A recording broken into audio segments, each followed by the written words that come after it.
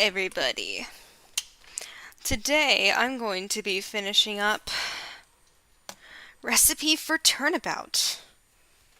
Super excited to find out what the hell is going on with that Furio Tigre guy.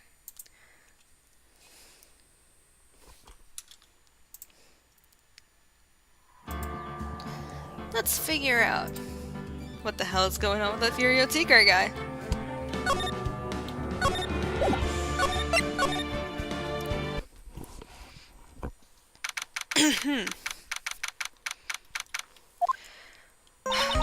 So how do you think the trial went this morning? How do you think it went? It got a bit crazy in there. Just wonder if that killed our chances. Yeah, I guess it did get out of hand. Mr. Kudo's testimony did nothing to help us. Plus, now we don't even know the identity of the waitress who laced the coffee. All we know is what old Mr. Kudo saw. The ribbon straps, the apron straps and the ribbon. And that the victim was wearing an earpiece when his eardrum was ruptured. Maybe he was wearing it on the right side. Talk about a terrifying case of contradictions. Time to play doctor and find ourselves a cure then, huh? Yeah. We've gotta find one for Maggie, or she's gonna have a terminal case of guilty. Not a great thing to say, I should say. Well, I'm officially at a loss as to where to start. Yeah, me too. Let's try some brainstorming. You go first. I guess we should try to put Mr. Kudo's testimony to some sort of use. Yeah, that's true. And we need to figure out the identity of the waitress and who the victim really was. Somehow I think the key to this case has got to be at Tribulations. Well then, let's go back there and check it out again. Oh, and we should drop in on Maggie and see how she's doing too. Alright. Let's go to the detention center first. I guess Maggie's still in questioning. But we've got questions to ask her too! Maggie! Maggie! Keep it down, Maya. This isn't a playground, you know. Tribulations! Yeah, Tribulations! Empty, as usual. Yeah, and it's lunchtime, too. That's it! Come on, come on, come on! Hey, that sounds like... Now just call an 8, pal, come on! I know you can! He's getting really worked up about something. No! That's the wrong number! Looks like an 8 would have only netted me $5 anyway. What a ripoff! What's the problem, Detective Gumshoe? What's the problem, Detective Gumshoe? Oh. Huh? Oh, it's you. I was just... I was just listening to the radio, pal. To the radio? Hey, Detective Gumshoe's having lunch here! He is, and he's having the twin tea set. What can I say? This is a nightmare. How am I supposed to look Maggie in the eye now, pal? You really drove her into a corner, you know. You always blow apart my testimony! Why of all days didn't you do it today? Sorry, there just weren't any holes in it, for once. Yeah, what happened? Usually your testimonies are like Swiss cheese. Swiss cheese? Would you prefer crumbly like aged Parmesan? Anyway, this case has already been ruled on. There shouldn't be any holes left to find. So, did Maggie say anything to you? About me, I mean. Well, how did she put it again? I can't believe Detective Gumshoe! I hate him, sir, I mean it! I don't ever want to see him again! Well, damn. Something like that.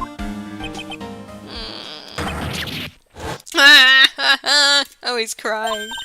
Please, Detective Gumshoe, I didn't mean... Why? Why is this happening? He's banging his head against the wall, Nick. Oh, man. Poor Gumshoe. So, did you like the twin tea set? I've never paid that much money for lunch before. I was so nervous my hands were shaking. So, how did it taste?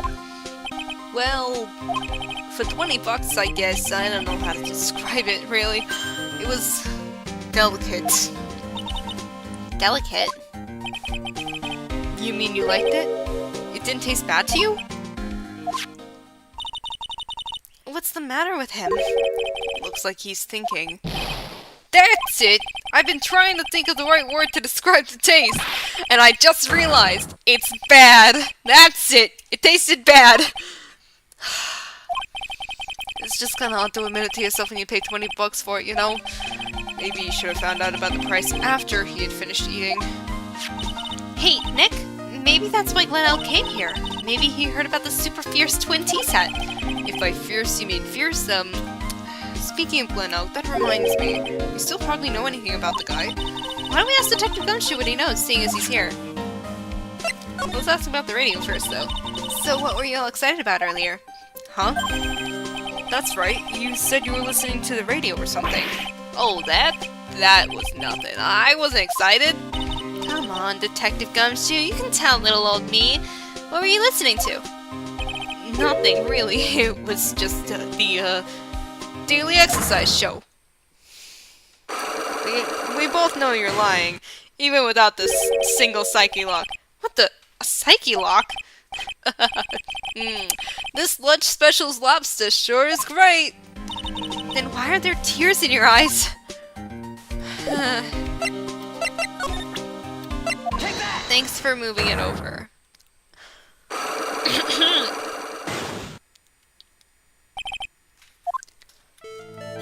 Alright, Detective Gumshoe, tell me the truth.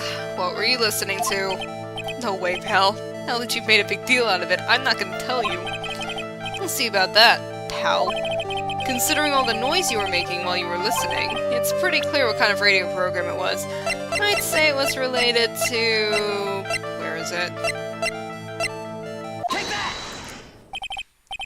I'm right, aren't I? You were listening to the lottery results, weren't you?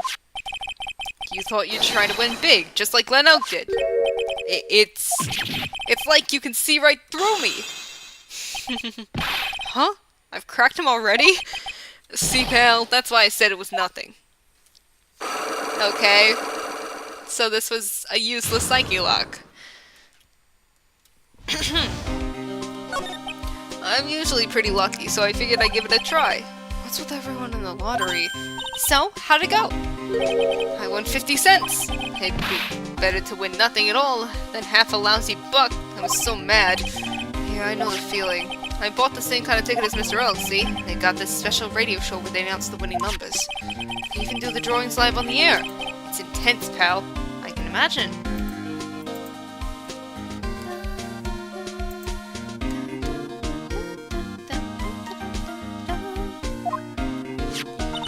I bet that's what Mr. Elk was listening to on the day he was killed. Yeah. What time is it now? It's just after 1:30. And are the lottery results always broadcast at the same time? Yeah. Look, I got this flyer when I got the ticket. Okay. Good to know. Millionaire radio? That sounds cool. What time was his death again?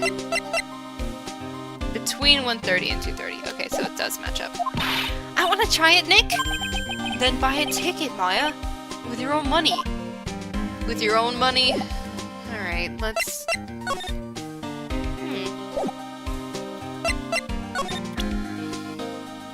I always forget you can present shit. You can present profiles in this game. This guy was a real programming genius.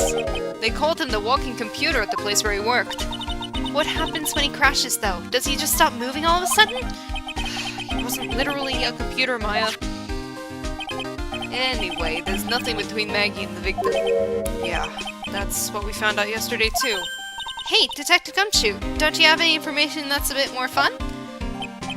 Fun? Oh, I know. So, have you paid a visit to where Mr. Elk worked yet? You might as well. His workplace? Where's that? A computer firm called Blue Screens Inc. or something like that. Still a very good name for a computer firm. Sounds like a real stable company. This could be fun, Nick. Let's go! Computers aren't really my thing, Maya. We'll be fine. I know all about that high-tech stuff. I wonder about that. It's just around the corner from this joint. You should take a look. A computer firm called Blue Screens Inc. Huh.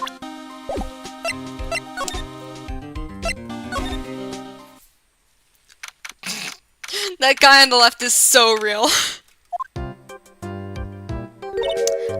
Ooh. Wow, this place is so high-tech. You can almost smell the electricity in the air. It is a computer firm, Maya. They can't work without electricity, you know. Who are you? No, actually, who are you? Oh, hello. I'm sorry. Access is restricted to authorized personnel only. This is a computer programming laboratory. There are far too many trade secrets that could be leaked. Wow! What secrets? Everything you see here is classified. No information can leave this building. Understood. Who is this woman? She's like a robot from some whacked educational show. My name is Lisa Basil. I'm the company director. Director? She's human? She seems more like a ghost in a shell. The localizers had a lot of fun with this one. And that thing over her eye, isn't that the same device as Glenn Elks? That's a DMH, right? Nice try, but it's the other way around, Maya. It's an HMD. All of my programmers here at Blue Screens Inc. are supplied with HMDs. Then do you write programs too? No, I just enjoy wearing this. She's so real for that. They are pretty cool. I wouldn't mind one.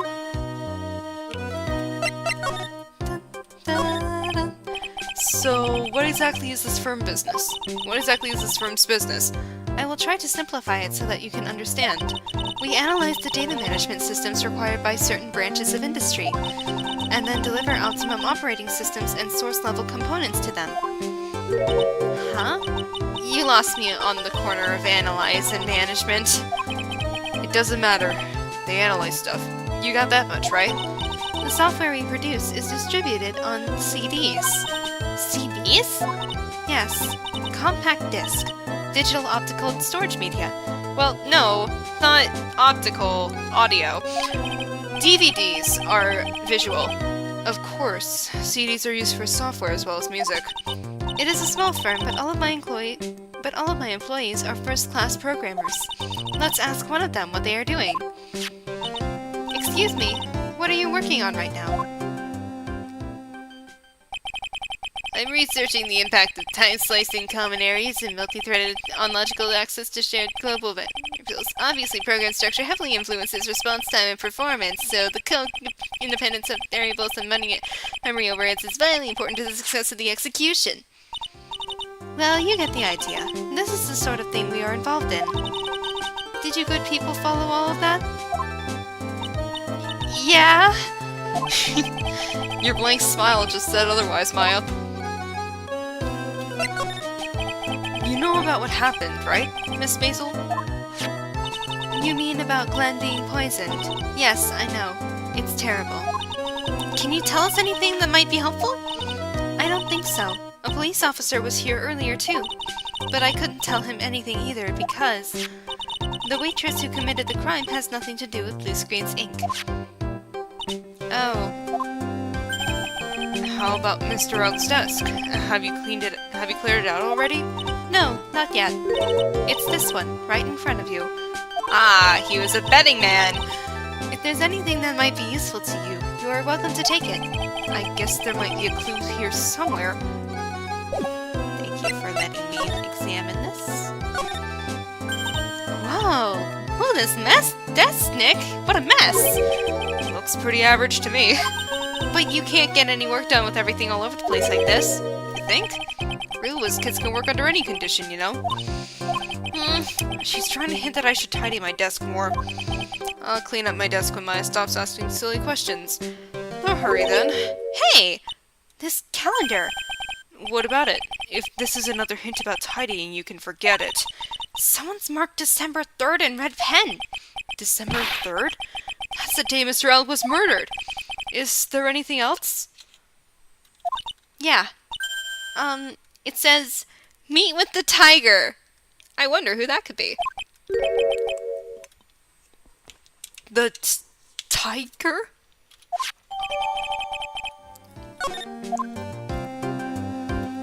Alright, what's with this?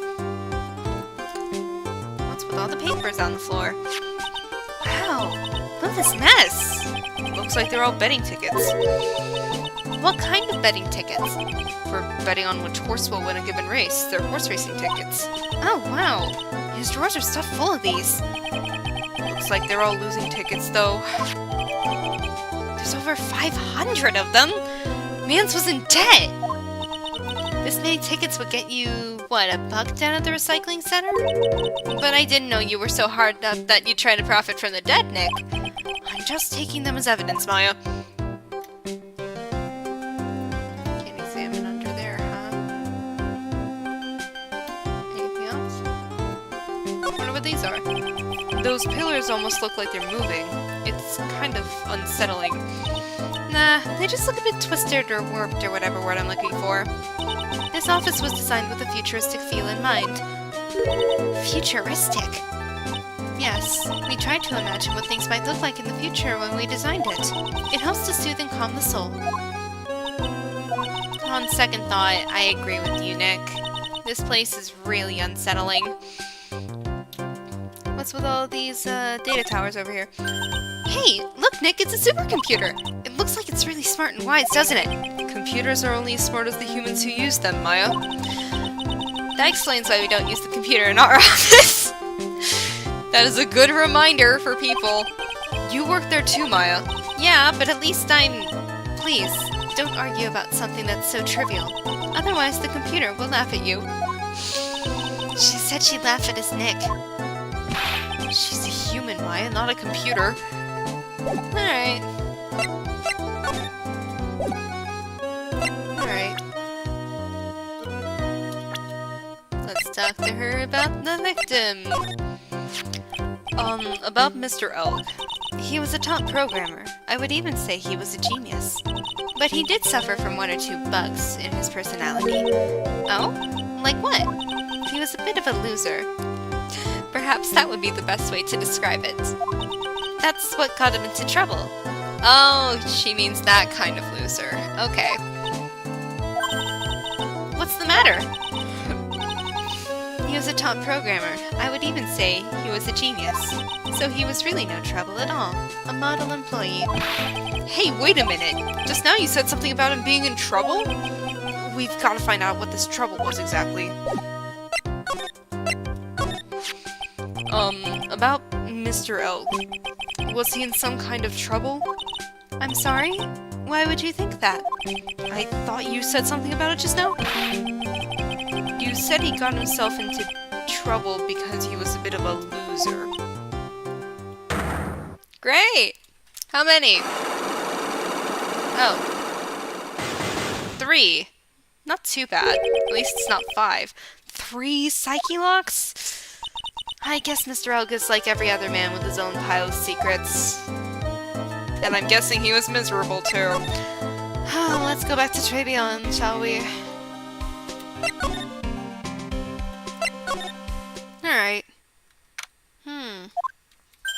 Huh? Mr. Armstrong's talking to someone. I wonder who he's talking— Oh, hi! I'll be back next month. Oui, naturellement. I will be waiting for you. She's so cute. If you haven't got it by then, I'm afraid it might get a little hot around here. No, I will have everything ready, I promise. I love fire, you know? I love the way it crackles. No, no, no. Stop it, I beg you. Then don't let me down. I'll be watching you. Nay, no. This is not necessary. You can trust me, mademoiselle. Talk to anyone, and I'll drive a knife right through your heart. Oh, no, you don't know that to worry. You know, you worry far too much. Hi. What? You worry far too much. I just came here to say, have good stream or else. I'm on break for 10 minutes. Oh, hi. You can be Armstrong for now. He's French. Alright, I'll be here for 5 seconds. Alright. 5 minutes. What? Maybe this will help you relax. It is la oil of sandalwood. She's so cute. I do love raw meat from time to time. Don't say that. Don't say that. Don't say that. Ah! I love her! I'll be taking my leave. Goodbye. For now. She's supposed to be Why a is little he creepy. injured? She got into an accident. But we don't know that yet. Okay, I understand she's supposed to be creepy, but that taken out of context would be terrible. I have a lot of shivers.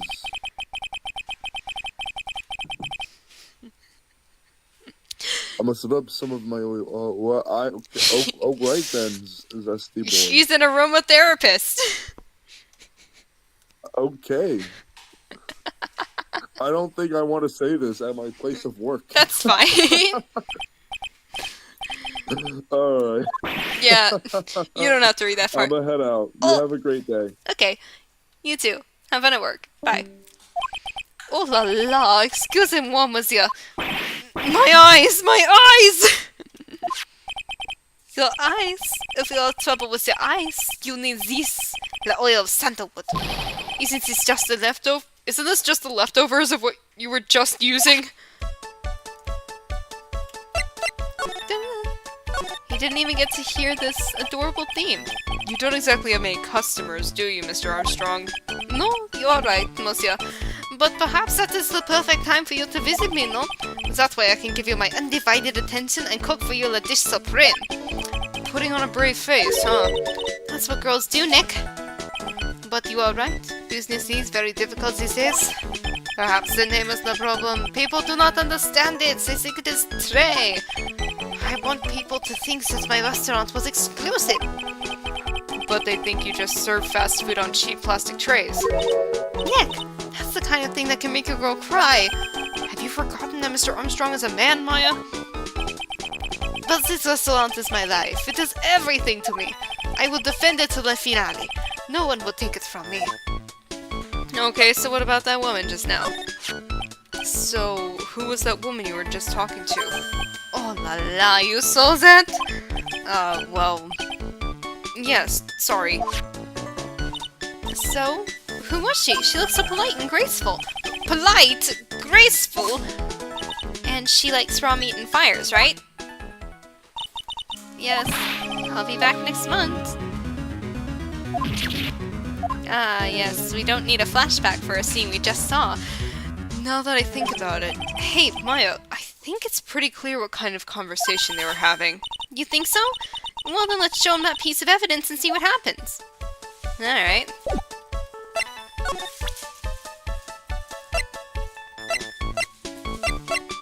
Where is it? I can never remember where it is. At least they organized everything.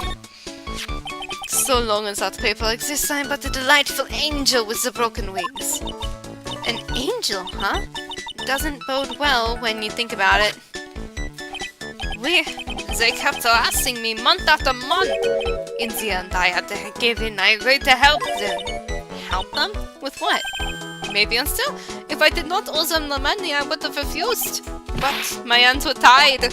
Please, what did you agree to help them with? No, I cannot say. If I tell you, that woman, she will slice me up and eat me with the salad garnish. Ugh, I hope he doesn't mean that he'll literally be sliced up and served with garnish. I'm going to guess that woman has something to do with your loan contract, am I right? Please, Mr. Armstrong, tell us about that woman. Tender lender. The woman who was here earlier. I take it that she's, Why has it come to this? What a tragedy! Suddenly I find myself so deep in the debt. It is a sign of the bad world we live in, huh? No, I'd say it's more of a sign of the bad culinary skills. The woman who was here.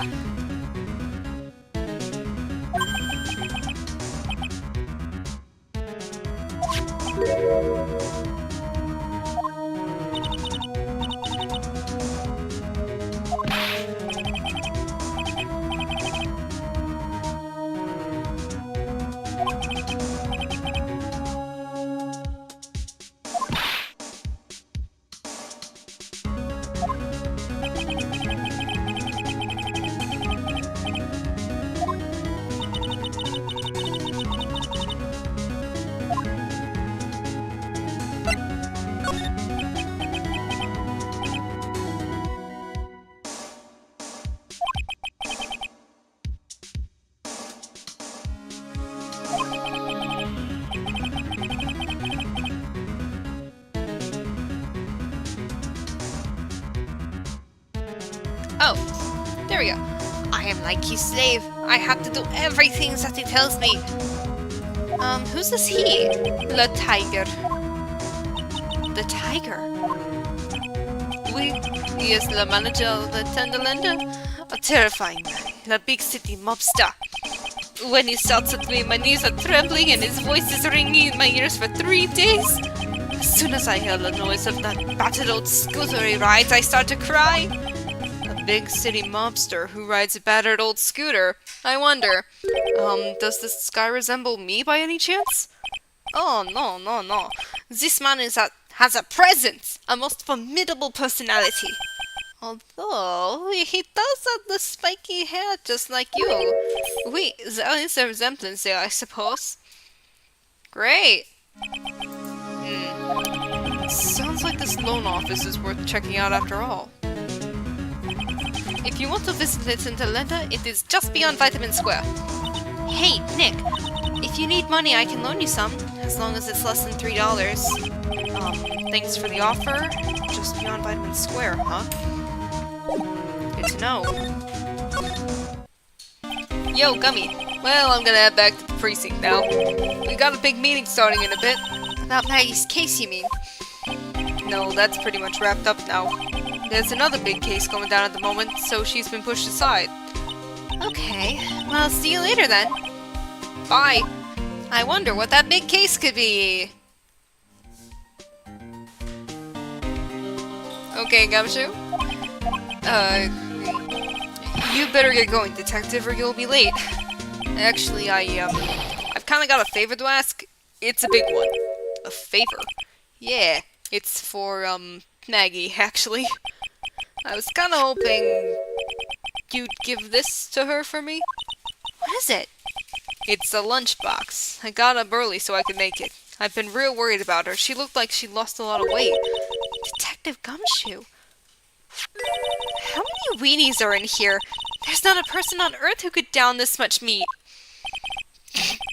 You think? I love weenies. I can't get enough of their tender juiciness. So will you give it to her? It took me ages to make, so please say you will, pal. I can't exactly say no, can I? Maybe I'll eat it myself if I get hungry. Don't forget, okay? I'm counting on you to give that to Maggie. Maggie. Remember, he's finally gone. Let's go to Tenderlander, shall we? Ah, there's that busted up old bike again. I don't see any sign of Mr. Kudo, do you? Maybe he went to buy another ton of birdseeds. I was kinda hoping he wouldn't be here anyway, at least not for now. Besides, any more seeds today and I'm liable to turn into a real phoenix. That's funny. Anyway, let's try Tenderlander. Ah! Look at that Dharma doll and that fancy suit and that fancy robe and that busted up old punching bag and win through compromise, huh? This place gives off a really strange vibe, doesn't it? Looks like the tiger isn't in his lair. And that is, as they say, a very good thing. Welcome. Talk about a creepy voice. It makes your soul want to shrivel up and die. Hello. You're here. To discuss a loan? No, not exactly. The manager is away at the moment. Wait quietly, please.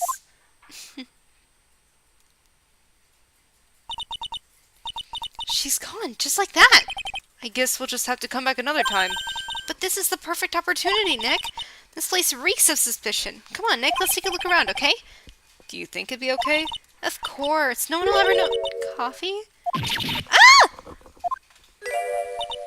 I'll leave it here for you to enjoy. Quietly. Yes, thank you. Do not touch the desk, please. I mean, the ashtray on the floor. Nick, let's get out of here. Now she wants to get out of here. Ashtray. Oh no, someone's dropped the ashtray on the floor. That's gonna be a nightmare to clean up.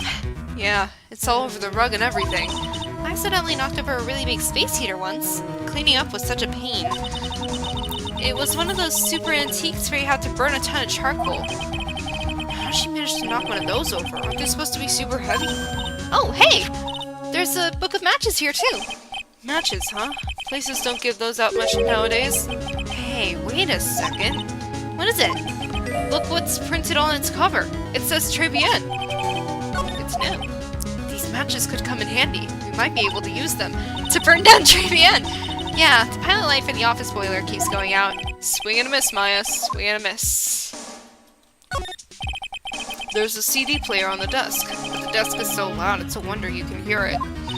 The lid's open. I wonder what kind of music the tiger's into. Have you finished the coffee?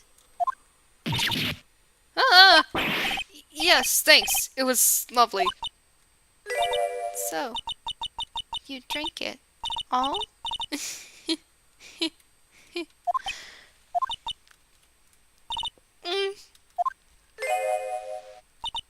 If you touch anything else that doesn't belong to you, there's always another cup. That coffee. It was laced with something, I'm almost sure of it. Nick! My stomach! It's killing me! Oh wait, maybe it was just the burger I ate for breakfast. I sure hope so. Better take a look at that CD while we're still alive and have the chance. What the? What? It's not the Rocco soundtrack, is it? Claw of the Tiger? It's a demo CD. The artist's name has been handwritten on the disc in pen. MC Bomber. What? This must be the CD Maggie told us about. Let's listen to it. I bet it's heavy metal. No way. That woman will make us drink more coffee if we do. Let's see. What's with this suspiciously blue suit? Hey, look at this Parisian-style coat. It's so chic. Looks more like a pimp coat to me. Guess I haven't got an eye for fashion. Hey, look at this. This suit is the same color as the one you wear, Nick. The same color as my suit. Ah! Keep your voice down, Maya. Nick! You've got to take a look at this. Some cake? I'll just leave it here for you. Yeah, sure. Thanks. Just wait here quietly. Otherwise... Sure! Did you hear that, Nick? Wait quietly, she said. Yeah, sure. I have my eye on you. Only so I can take care of you. Understand?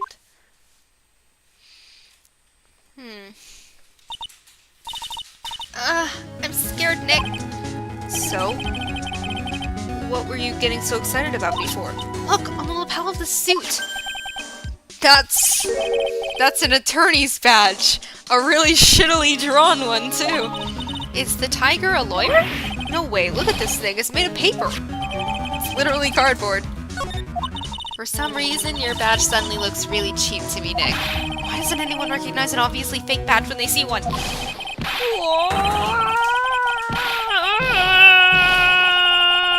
What are you doing, Furio? I'm not gonna read the rest of this. Come on. Ah! Maya, where are you going? Come on from under the desk, Maya. What are you two doing snooping around in my office for? Nothing. We were just... my precious carpet! You just got ash on my rug! You're gonna wish your ugly feet never came through my door. It wasn't us. It was already like that. You just wanna argue with me? Is that what you're doing? You think you can take me on? I'm gonna flatten you two into pancakes and turn you into my new rugs! Ah! Oh, Don Tigre, you're back. Ah, that voice. It's like evil seeping into your head through your ears. Hi. I'm sorry, Don Tigre. I knocked over that ashtray earlier, and... Has she got a death wish or what? Oh, right. Huh? Forget about it, VL. It's nothing. What? I ain't gonna get mad at you. You're too cute, you hear? That's so unfair. Here, have some cookies. I just baked them, and you'll need some strong espresso while you're discussing your loan. Wow, Phoenix Wright. Yes? He's either crazy or just plain stupid to chase after me. I worked so hard, but now he's gonna come and mess up my plan. So it was him. He's my phony. But I don't care. No one gets in my way. What? I mean, excuse me? You should have left the little girl at home, right? I have a few things I want to ask. Ah! Ah! No questions. This is the last time we meet. Alright, you go. Ah, wait! Please! That was pretty weak, Nick. You waited until he was out of earshot before you shouted after him. Like you're one to talk. I didn't hear you scream, "Hold it," either. The espresso. Ah! There's a lot of screaming in this one. And cookies. This woman is definitely not good for my heart. Now, what was it the tiger called her? Violetta? Let's see. This round doll thing is called a dharma, I think. I figured I'd read a book or two and be more cultured, in case you're wondering. Aren't you literally from a Japanese family? You mean you weren't making stuff up for a change? I bet you didn't know that no matter what, he always writes himself. He'll always write himself. Go on, Nick, give him a good shove.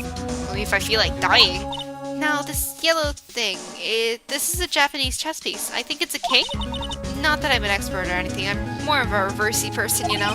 Assuming she knows what she's talking about. These aren't exactly your typical mobster wannabe items. They're not trophies, are they? Hey! There's a piece of paper sticking up from under here. What is it? A repair bill? Looks like he did some repair work on his car. Does he even have one? $1,500 to replace a bumper and a light? That's insane! The car's registered to the Cadaverinis? Huh? So it's not even the tiger's car? How would someone else's repair bill be in the tiger's office? I wonder. What's this? It's a punching bag. What? No way! You wouldn't catch me walking around with a bag like that! What do you mean, walking around? The design's gross to start with, and it's way too heavy to be practical. And why is it called a punching bag? Don't people know messenger bags are in? I knew it. I was right before back at Tribulations. Paris fashion is more my thing. I really, really hope she's pulling my chain on this one. Carpet. That's one impressive desk on one impressive rug. It's solid gold, Nick. Gold! Just look at that shine! Only real gold shines like that. Would you really want such a shiny desk, though? I don't know, but let's see what it's like to sit at a good solid gold desk. Wow, I'm completely dazzled. Just because it's completely dazzling. I can see it my nose in the reflection. It's gotta be really distracting. So the desk is impractical. No surprise there. What's this win through compromise thing? Win through compromise? I wonder what that's supposed to mean. It must mean something if they took the trouble to frame it like that. Yeah, well, it still doesn't make any sense to me.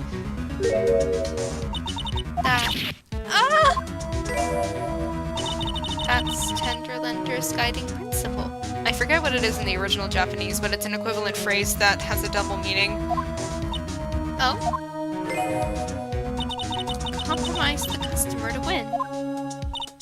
Oh, I see. How about you, Nick? Yeah, well, as long as we don't have to compromise my hair, I'd say we're okay. That's one slogan no business owner should ever explain to their customers. It's here. Alright, examine all this. Bum. That's everything then. So I'm kind of curious about your company, Tenderlender. With the warm and friendly atmosphere you'd expect from a family-sized business, a conscientious rate of interest, and an attractive repayment policy. Why do I get the feeling this sentence is not going to end well? We will tenderly lend you that little bit extra here at Tenderlender. Hey, Nick, things are a bit tight for Wright & Co. at the moment, aren't they? I mean, there's that $500 you owe me from our card game for starters. Why don't you take out a loan? Would I like to take out a loan from a place like this? Not so much. Tender lender is on your side. They stole that from Nationwide. So, let's say I'm late with my repayment. What happens then? We'd give you some more coffee. We'd give you more coffee. Strong coffee. Right. I think I'd rather skip town. Hey! Just remember I can make strong coffee too, Nick. Strong tea as well. So, do you know about the incident we're investigating? What incident? Well, a man was poisoned in a restaurant just near here. That incident. Let me see. I was here that day with the manager. The manager being the tiger. Furio Tigre. Furio. Tigre? So that's where the tiger thing comes from. Geniop's got a real name! Nick, hurry up and find out more about him! Alright, let's present his profile. Mr. Silly, also known as the Tiger. Can I ask you about the tiger? I mean, Mr. Tigre? Cookie? Sure. How do you like my cookies? I baked them myself. Go ahead, Nick. The honor is all yours. No, ladies first, Maya. No matter how I look at this, I just don't a scary girl working together. We are lovers. How old are you? We don't know. Okay. That's not exactly coming across in your tone of voice. And I owe Don Tigre my life. He's the one who saved me. The tiger saved you? Please, address him properly as Don Tigre. Otherwise, I'll have to... Okay, Don Tigre. Of course, I'm sorry. You saved her life? How'd you like to know how that happened? Saved your life? I'm very frail. Hi, everyone. You see, just recently I died. Once. You died? About 4 months ago. The doctor said to abandon all hope. I guess they were expecting her to take a boat ride across the river Styx. But Don Tigre, he saved me. He gave up everything. Everything? When I found out what he had done for me, I was happy. No offense, but I'm finding that a little hard to believe. I decided I'd pay him back with my life by serving him coffee and espresso. I still wonder about what's in her coffee. So, is that why you've got that bandage around your head? This? No, I just like wearing it. So what's the story with the bandage? They put it on after the operation. Operation? It's just a little injury. A little fatal injury. A fatal injury? Maya just suffered one herself by the sound of it. So that's the injury you were talking about before when you said you had died once. Great. How many? 4? She really creeps me out, Nick. Same here, but we've got to find out the truth. We don't have anything that I can talk to her about, so let's just go. There he is! Old Seedy's back feeding the pigeons again. There! Take this! And this! And get out of my park! Like I thought, he's really mad. Come on, Maya, just keep your head down and let's sneak away while we still can. What? Why? Hello, old man? What are you doing, Maya? Huh? Eh. Hey, he just turned his back on us. I'm not surprised. I bet I really hurt his pride in court this morning. Hey, Mr. Kudo! Pigeon.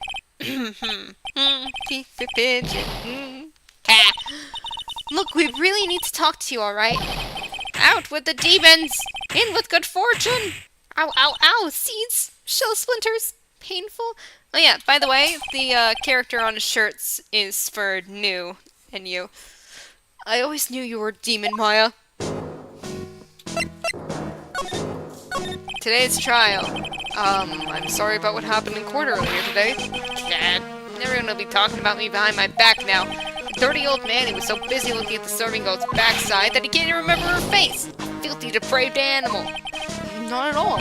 Are you listening to me, boy? I don't care what she's saying. I saw the waitress put it in. She put some white powder into the young lady's cappuccino. I hear you. And another thing, the young layabout was wearing an earpiece. On the same side as the lens of his broken spectacles. We're really sorry. So I made a little mistake about the vase. So what? I know what I saw. I tell you. Okay. Take it easy, please, Mr. Kudo. Don't tell me to take it easy, you spiky-haired brat. Take this! Okay. You said you were a craftsman, right? The modern world casts honest craftsmen like me aside in droves. Surely it's not that. I come from a long line of craftsmen, right back to the time of the Shoguns. Do you hear me? I didn't become an embroiderer, I was born one. Actually, I'm kind of in the same situation myself. I wanted to stick my fingers up that dribbling old judge's nose. Scream right down his zero objection. Oh, so did you want to become a lawyer when you were young? I don't think that's quite it, Maya. I think he's just in a bad mood, that's all. Got a tsunami of frustration inside and it's ready to burst out. Let him start rambling now. I might never shut him up. What should I do? Guess I better let him talk. So there's not much call for craftsmen these days then. Of course not, you idiot! All I'm good for nowadays is running errands. Errands? Everyone takes advantage of the elderly. Buy some bread, Gramps. Take the dog for a walk, Granddad. Feed the pigeons, old man. What am I, some sort of 2-bit community handyman? Well... buy some bread. Now that I can understand. But what's the point of feeding some seedy pigeons? Why don't people say what they mean? Get lost, that's what they're trying to say. Oh yes, I'm just an inconvenience to see. At home? At that restaurant? I just get in the way, don't I? I'm sure you don't. Wait a minute, what did he just say? At home and at that restaurant? Hold up, by restaurant, are you talking about Tribulations? Did you get asked to run an errand there too? Yes, I did. The very day that young brat was poisoned. What? Okay, so what about this errand? So on the day of the incident, what were you asked to do? Glad you asked, boy. Because I'll tell you what I wanted to do. I'll tell you what I was asked. All of a sudden, that young lad slumped over the table. The serving girl collapsed. And I broke that vase. It all happened so fast, I was in a bit of a daze, you see. Then the owner shouted over to me. Excusez-moi! You, call the police! Call them yourself, I should have said back. But I didn't think of it at the time. So, did you end up calling the police? Like I said, I was in a bit of a daze. Did you call them on your cell phone?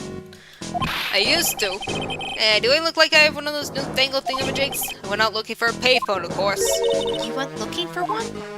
I couldn't find one right away, you know. Wandered around for 5 minutes or so. 5 minutes? So for 5 minutes after the incident happened, yes sirree, the owner was at Tribulations on his own. Why didn't you mention this in court this morning? Well, I would have if you'd just given me the chance. But you all bullied me out of the courtroom. Oh no.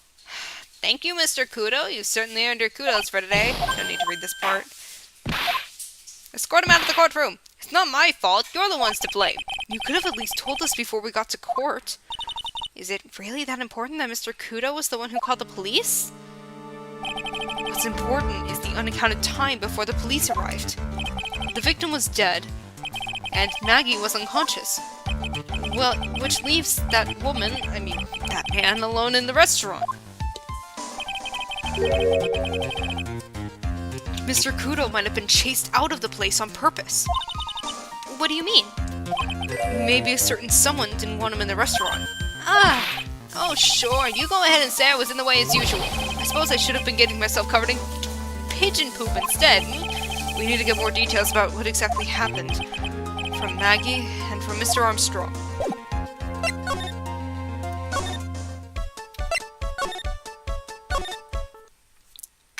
Let's hope Maggie's out of questioning. Oh, Mr. Wright! Hello, Maggie. So they finished questioning you? Wasn't it just unbelievable in court today, sir? I'm going to stay up all night and blog about everything that happened. I forgot she has a blog. Weren't you scared? It was pretty touch and go in there. Yeah, but you totally nailed it, old man. Well, he was all over the place with his testimony. He's not the only one. Huh? What do you mean? Everyone else's testimonies don't match up either. Not with what I remember of the incident anyway. Is it possible she's the one misremembering things? Let's just give her the lunch before we forget. Oh, yeah, I've got something you're going to love. Really? What is it? Probably should have done this after, but whatever. A lunchbox, just for you. Here you go. Oh, wow, a lunchbox. Weenies, too. I can't believe it. Thank you, sir. Did you make this just for me, Mr. Wright? Nah, what's Detective Gumshoe? Who else would make such a nice lunchbox for you? Detective Gumshoe. He's really worried about you. Looks like you put a lot of effort into making this, too. I can't accept it. Detention center rules. No gifts allowed, sir. Hey, come on, Maggie. Don't be like that. The rules are the rules. They'll lock you up if you break them. Somehow, when an ex-cop turned waitress says that, it seems a whole lot scarier. And anyway, I hate weenies. Oh, really? It's all yours, Maya. You can enjoy it with Mr. Wright. But... She's right. It's better than letting it go to waste. But... I guess so. Eaten with Maya right there in front of her. No. Well, how was it? That hit the spot. I love weenies. Confirming that he is, in fact, gay, homosexual, gay. Oh, good. I'm glad I gave it to you then, sir. Alright, let's talk. Maggie, you know how you said that everyone else provided testimony that doesn't match up with what you remember? Yep, there are just so many things that don't seem to add up. The biggest contradiction is the other guy I saw at the victim's table.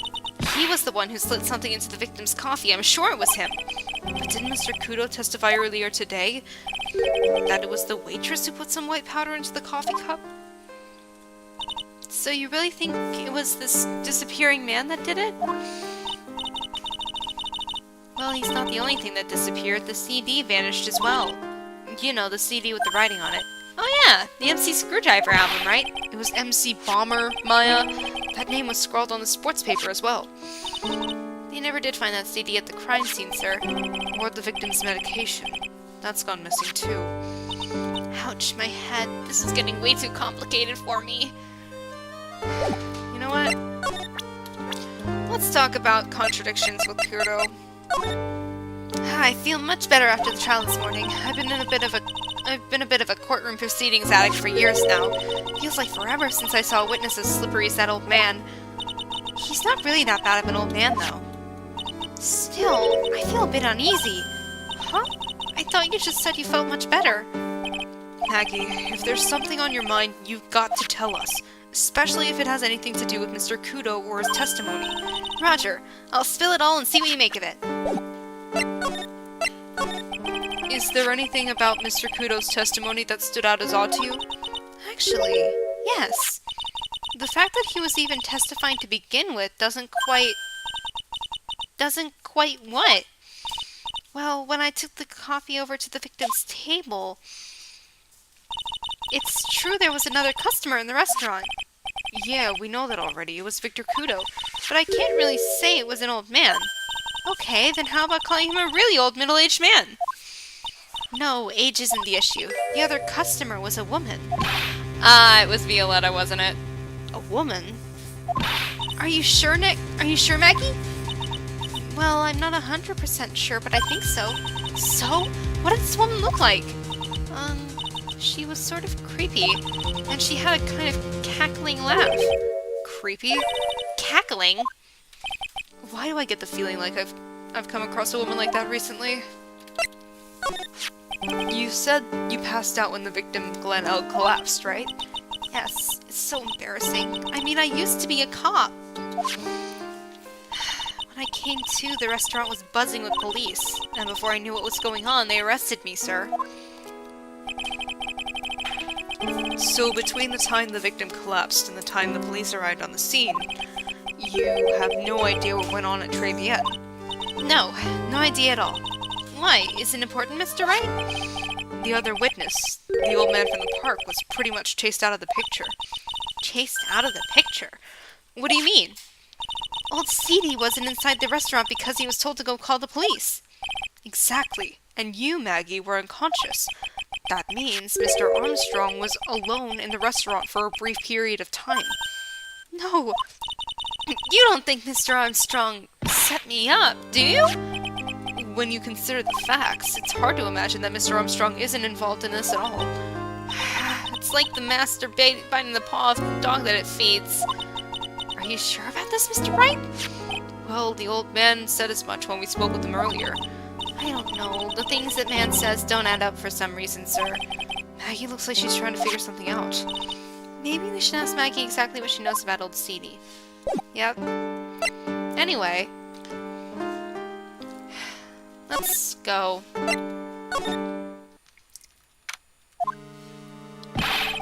The main server just went up in smoke. Oh, great, it's a virus. Why the heck isn't the press conference set up yet? The superintendent's here already. Yeah, and there's a problem with the internet, too. I already told you to stop using your computer, Chief. But I'm watching videos online and catching up on my Asian soap operas. K-dramas? It's gonna have to wait, Chief. I'm throwing the switch.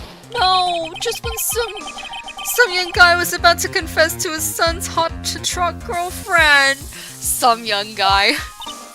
Wow, this place is really buzzing. Something must be going down. Something really big. Huh? What are you doing here, pal? Detective Gumshoe!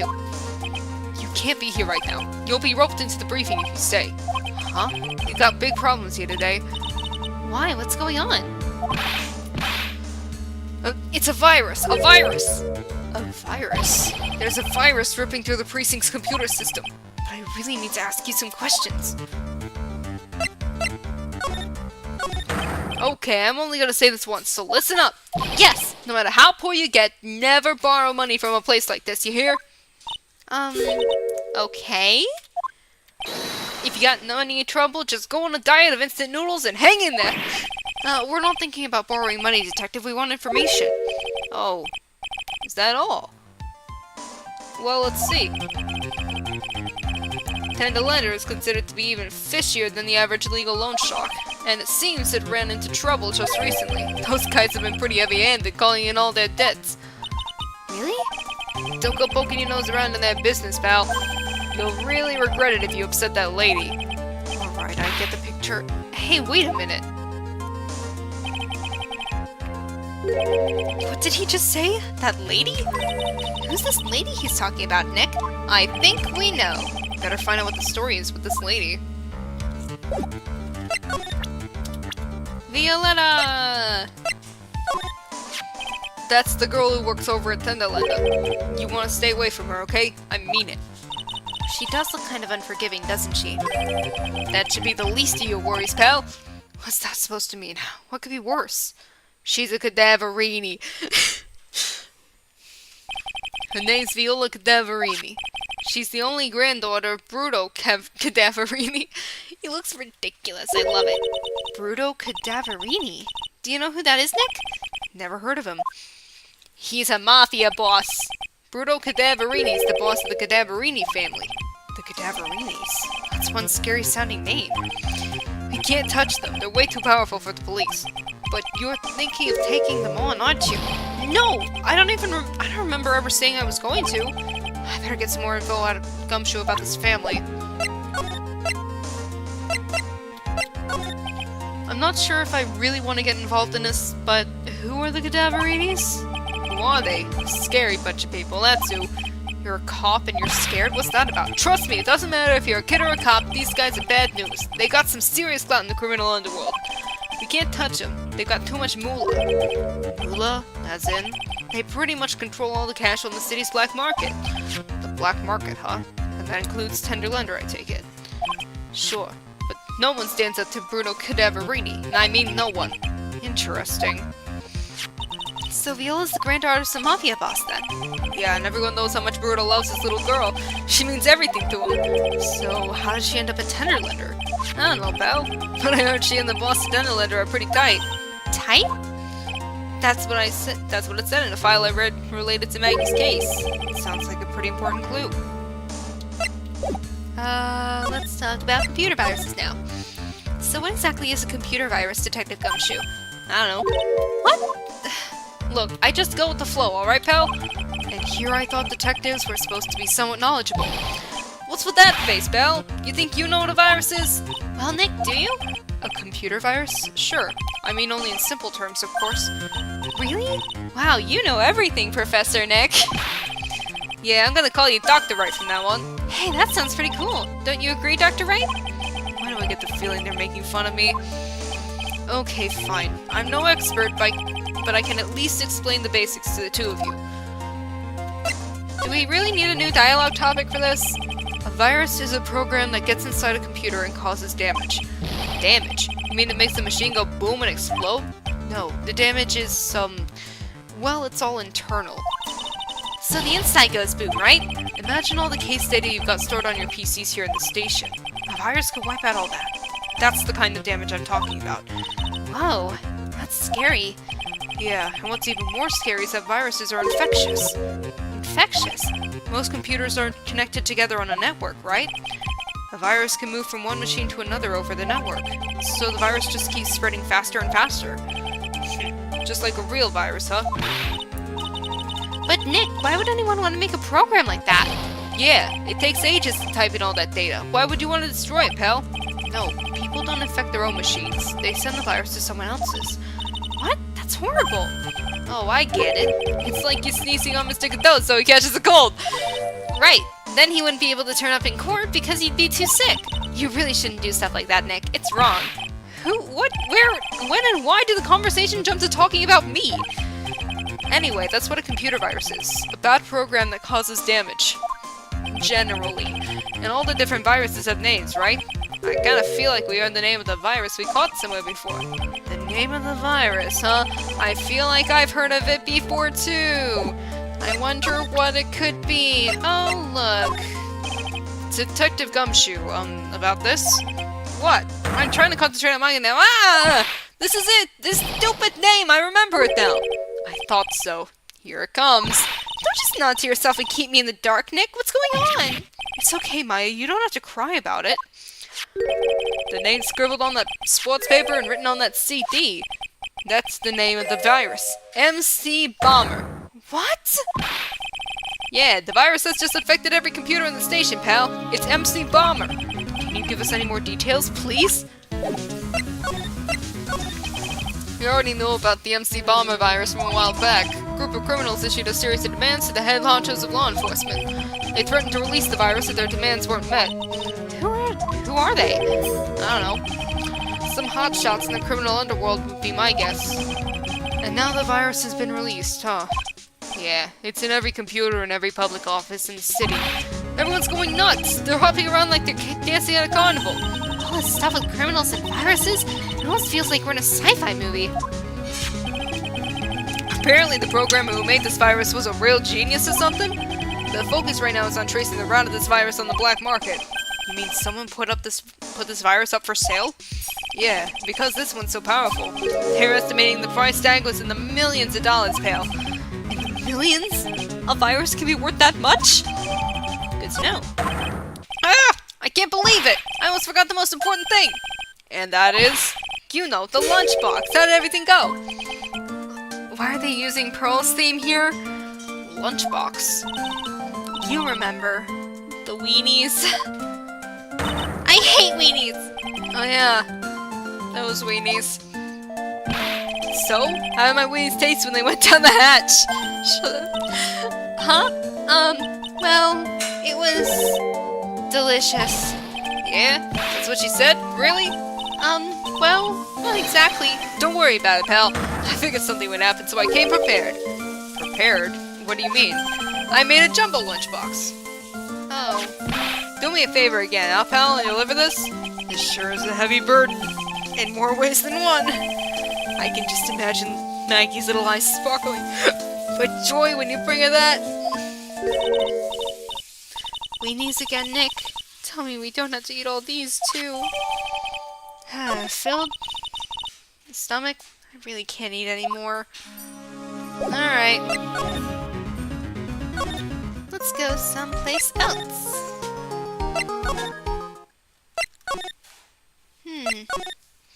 Gotta go through Tribulations to get everywhere, huh? Alright. Present Furio Tigre. Would you mind taking a look at this? I'm sorry. That data is super admin restricted desktop access password protected. Not fucking Sparta. Super admin restricted desktop access password protected. What? This is madness! No, Maya, that is Sparta. She won't tell us unless we say the right code word. A code word? Sesame! If it's not Sesame, then it must be your mother's maiden name. That's how it always is. There's no point in having a password if it's always the same thing, Maya. I guess she just doesn't want to talk about this. Maybe we should focus on asking about Glen Alec. What do you say? Take that! Let's try and break this, psyche lock, huh?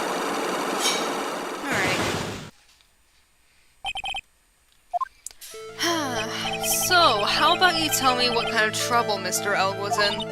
I'm sorry, sir, but we don't deal with troubleshooting here. Perhaps you'd like to speak to someone in customer service. What's she talking about? I guess I better just take a shot and see where it gets me. Miss Basil, let me ask you something. Do Mr. Oak's troubles have something to do with, this? Where is it? Well, he's dead, so... Take that! What is that? A lottery ticket. There were a ton of these on the victim's table at the scene of the crime. And what is the relevance of that? The victim, Mr. Glen Elg, had a gambling habit, didn't he? I don't think that's a logical conclusion based on the facts. Everyone dreams of being rich. Even I listen to Millionaire Radio. She's right, that is a bit weak on its own. But Mr. Elg's gambling wasn't restricted to the lottery, was it? There's the... yeah. No? Everyone likes to gamble from time to time. Huh? But be careful. If you're careless, you could... yeah... Here we go. Hit the wrong thing. There we go. The lottery, horse racing. He bought a lot of tickets and lost a lot of times. That's got to have hurt his wallet pretty bad, don't you think? Oh, so she can sweat. Maybe bad enough to be the cause of some pretty serious trouble, perhaps? No! You are right. Glenn did have a gambling habit. You good people must not follow his example, do you understand? Trust me, even if I wanted to, I don't exactly have the money to buy any. But if you win, there's no problem, is there? And Glenn had a winning ticket, didn't he? For $500,000. Yeah, but... it's hard to imagine how he could have been in trouble then, isn't it? It's true that Mr. Elg won $500,000 in the end. But that was his first stroke of good luck. He was in deep trouble before that. Deep trouble? What do you mean? Mr. Elg's real problem was with something... well, it's with someone or something else more yeah, he was meeting with Furio Tigre. Mr. Elg met with someone on the day he was killed. He even made a note on his calendar about the meeting. Meet with the tiger. What is the relevance of that? Are you suggesting Glenn was meeting him to discuss his debt? Yeah, that's what I'm thinking. But I have never heard anything about this tiger before. Maybe he's not even human. Maybe he really is a tiger. I'm no programmer, but does she really expect me to buy such messed up logic? In that case, I think it's time to introduce you to the tiger. Rawr. Take that! Rawr. Furio Tigre, aka the Tiger, is the boss of a loan office called Tender Lender. This is who Mr. Elk met with on the day of his murder. And the only thing a loan shark would talk with him about would be his debt. No! It's true that Glenn had racked up quite a bit of debt from his gambling habit. About $100,000, I think. $100,000? Ouch! But I heard he won the lottery, so he should have been in the clear. Shame Maggie couldn't get a bit of that good luck. Okay. So the guy got lucky and won the lottery. But what if he hadn't won? What was his plan then? Well, this isn't easy to say, but he said he would use his talents to repay the money. His talents? I suspect he was talking about programming. What computer program is worth $100,000? Perhaps you good people should leave so I can get back to my work. I'm so close to cracking her. The program in question, was it by any chance this? Where is it? MC Bomber, baby! Well, this is it, isn't it? This is the virus that's infecting computers worldwide as we speak. MC Bomber. No! I love her tie. So good. Glenn's head had more processing power than any computer, but it had been infected with a gambling virus. Glenn was in too deep. You mean he was in debt? Yes, $100,000 in debt. Not an easy amount to repay. I just noticed that both of her eye shines are the same teal color, when really the one on her right should be white. I get that they probably copy-pasted the eyes, but still. So, he said he was taking on some extra work, something a bit risky. Risky? How? Maybe he was going to become a waitress at Tribulations? Where do you come up with these ideas? Risky extra work. So it's safe to say Mr. Elk was the creator of this virus, huh? The MC Bomber virus. Yes. It was a work of genius. In a bad sort of way, of course. But still genius. Something like that would probably fetch several $1 million on the black market. Inconceivable! Gumshoe was right for a change! This date, December 3rd, that is marked on his calendar. That was his deadline for repaying his debts.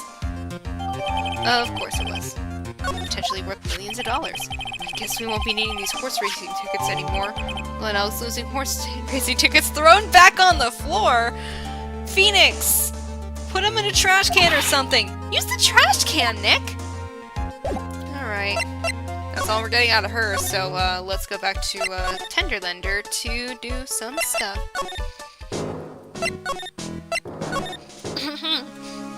Anyway, you've got a psyche luck too, right? Yeah! Alright, Violetta Cadaverini. Oh, wow! I forgot there were 4. Okay.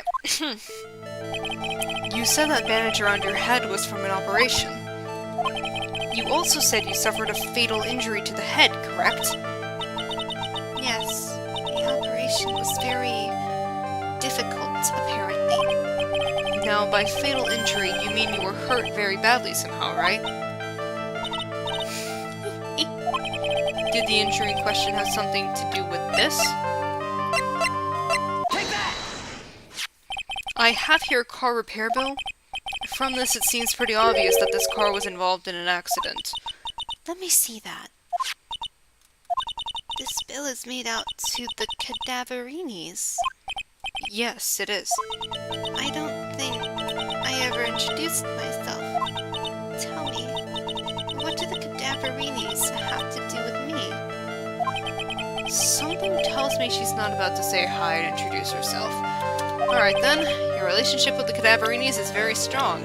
And this is why. Take that! That's your grandfather, right? I know exactly who you are. Viola Cadaverini. You sustained that injury in a traffic accident, didn't you? It happened about 4 months ago. I was driving in one of our family's cars when someone pulled out in front of me. It was a motorbike or something like that. I don't remember it much. anyway. I swear to try to avoid it, but...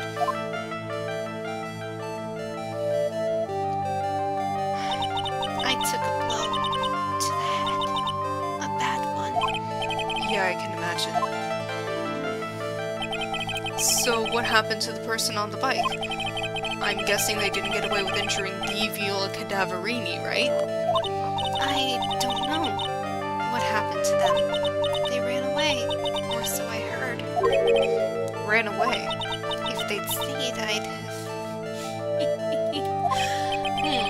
Is it possible? Could the person who committed the hit and run have been... Take that!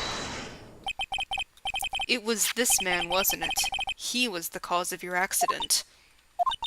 It wasn't Don Tigre. I refuse to believe it. We collided, the motorbike and my car. But Don Tigre isn't injured at all. Is he? It was the tiger who caused Viola to crash. I can feel it. Plus, one of her locks just broke, so she must suspect it was him too. I'm sorry, Miss Cadaverini, but I have proof that the tiger was involved in a tragic accident on his bike. Where's his bike? It's all the way over here? Yeah! It's not exactly a motorbike, but Mr. Tigre rides around on a scooter, doesn't he? And you'll notice that the front rail guard is badly damaged. Miss Cadaverini, you know the truth, don't you? This repair bill was paid by Furio Tigre. The Cadaverinis have known for ages who caused the accident, haven't they? It's possible, perhaps. Somewhere inside me, I know that may be true. I knew it. But Don Tigre still saved my life. The operation was very complicated. It was very, very expensive. How much are we talking? Very, very, very expensive. She seems kind of hesitant about giving me an actual figure. I should back off. Well, anyway, it was the tiger who paid for it, right? After I recovered, Don Tigre told me. He said he paid for the operation because he cared about me. I believe him.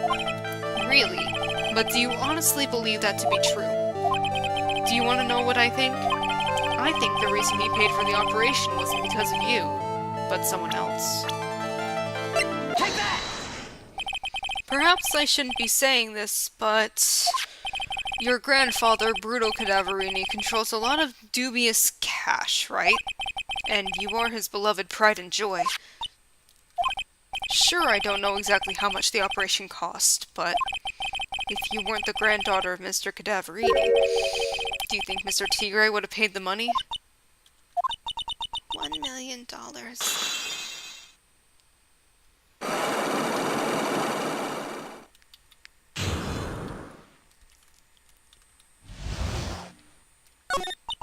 4 months ago, I was in a traffic accident. That's why I needed the operation. When I woke up, they told me it was nothing serious.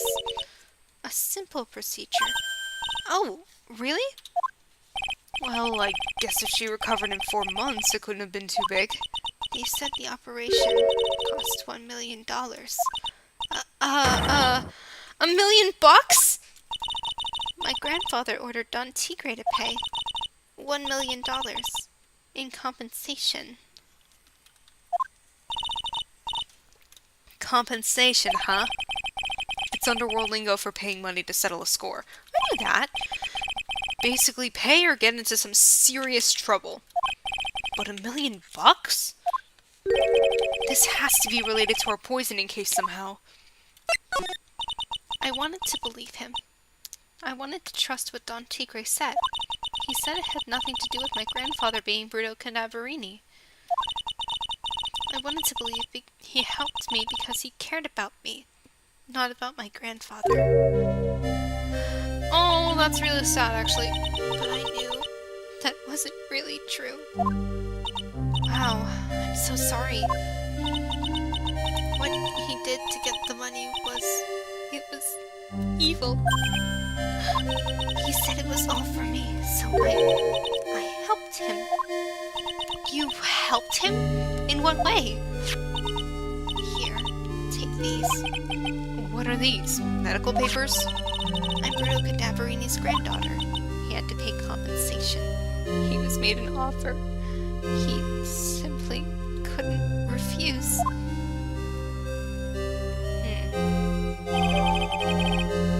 Payment was due last year. Wow, I feel so bad for Viola. It's inexcusable. Huh? There are two things that I consider inexcusable. Poisoning and betrayal. I wonder why. Only a coward would hurt people using either of these tactics. Is everything alright, Nick? We should get going. Right after we finish our espresso. Yeah. I won't need to convince Viola of anything else, so I guess I can get rid of this.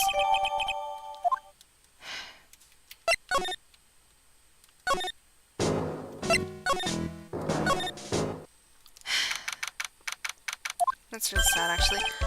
Monsieur! I have been waiting for you to return! Mr. Armstrong! Good timing. I was hoping to find you here. We'd like to ask you a few questions. Well, he hasn't got anything to say to you, fellas. Hi, Tigray. Ah! It's Zinny Up! We call him Zinny Eop! Ah! Come out from under the table already, Maya! Okay, hand it over. What? You just want to play games with me? I recommend that. The medical papers. Now! Uh-oh, I think he wants Viola Cadaverini's papers back. You mean this? The $1 million medical papers? Miss Cadaverini trusted you. That's why she said that she helped you. Forget about it. That girl's dumber than an eggplant. You just want to know what's sad? I'll tell you what's sad. And it ain't only her face. She thinks she's got the power because she's Bruno's little girl. Bruno's little girl. Now that's sad. I can't let you have these papers. Tomorrow in court, I'm going to expose what you did to get the $1 million you used to pay this off.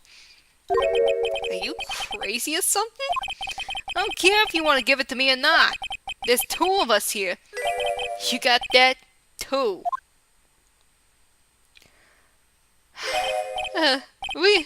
Mr. Armstrong, forgive me. This one, I cannot argue with him.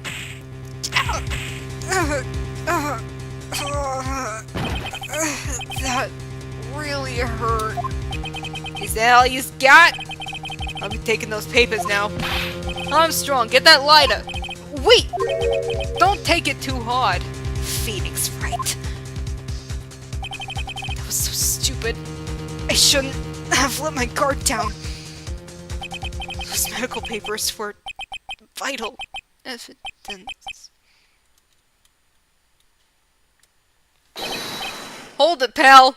Thanks, Gumshoe. You're the best. Detective Gumshoe? Detective? You think he's gonna stop me, copper? Beat it. Ah! Whoa. Come on, Gumshoe. Keep it together. You guys, get out of here. Leave this guy to me. But go, pal. And take this. If you get hurt, who's gonna look after Maggie, huh? Alright. Thanks, Gumshoe. You're the best. Wait, Nick, don't leave me behind. Let's get the hell out of here. I'll get even with that guy tomorrow. In court. Tenderlender is going down.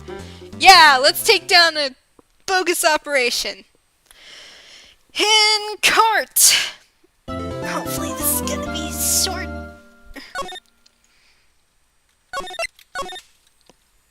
Alright.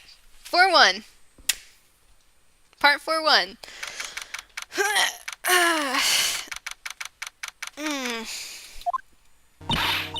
Good morning, Mr. Wright. Good morning, Maggie. So, what do you think is going to happen today, sir? Yesterday's session didn't go so well and ended on a giant mystery. That's true, and we still haven't solved a single part of it yet. Are you okay, Nick? Huh? Oh, yeah, of course. I saw that! That little flash of doubt in your eyes! No! That wasn't doubt, that was some... determination! Why don't I believe you? It's nearly time, Maggie. You'd better get going to the defendant's seat. Roger. Don't let me down, Mr. Wright. I'm counting on you. Okay. Hey, pal! Hi, Gummy. Hey, Detective Gumshoe. Quit stressing Maggie out. She doesn't need that. How did you know she was stressed? I was watching through the doorway. Stop hanging around in doorways. You look like you lost the case already. Show a bit of confidence, will you, pal? Here, maybe this'll help. Huh? Have you taken up aromatherapy too? Not in a million years, pal. Don't tell me that you don't remember this thing. Come to think of it, that doesn't look like one of those aromatherapy bottles. This is the small bottle that turned up in Travian's kitchen a couple of days ago. Oh, let me guess, it was the ear medicine. Wow, look at all these little bottles. Oh, they're aromatherapy oils. He's got so many, they're overflowing onto the floor. Hey, wait a minute. There's one bottle that's different from all the others. Well, what do you know? And it doesn't have a label either. And it doesn't smell. We finally got the analysis results back from the lab.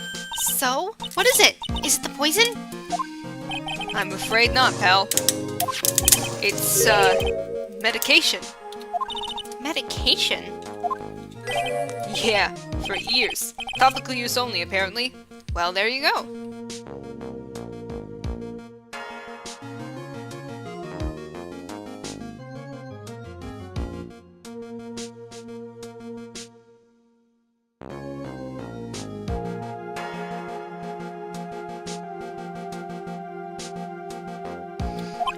For ears? You mean... Yeah, it's the medication Glenn Elk was using for his ruptured eardrum. What was Glenn Elk's ear medicine doing in the kitchen? Well, obviously Mr. Armstrong stole it, because he's a little kleptomaniac. What about the unidentified fingerprints? Anything on that? Someone screwed up so they only had time to analyze the contents of the bottle. Another hour and they might have gotten something on the prints, but...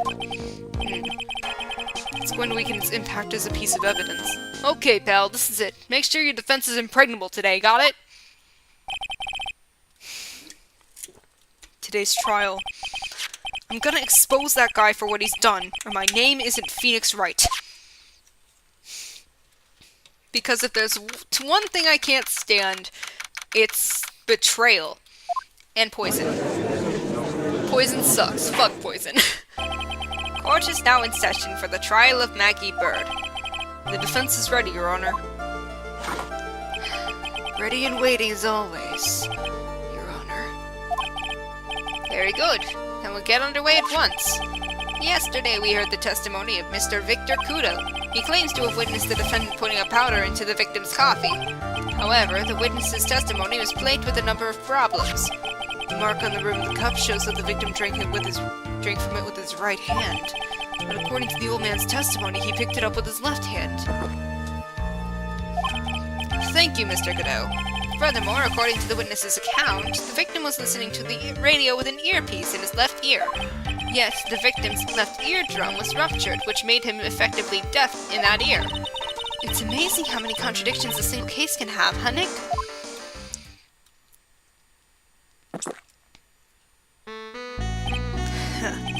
Allow me to enlighten you, Your Honor. The world, you see, keeps turning, and we must turn with it. Well, yeah, that's how gravity works. You've lost me already, Mr. Godot. Don't let the mysteries of yesterday mystify you today. Absolutely. Only losers think like that. You've got to change with the times. That's one of my rules. Are you implying that you've resolved these contradictions? You know the answers to these riddles? The old guy wasn't just throwing seed in here. He was throwing us off the scent. And today I'll prove it. Very well. Let the first witness take the stand. Hi. And you are? Oh, bonjour, everyone! I am Zen Armstrong, the owner and head chef of La Tribulations restaurant. Enchanté. Forgive me for asking, witness, but are you a woman? Oh la la, monsieur.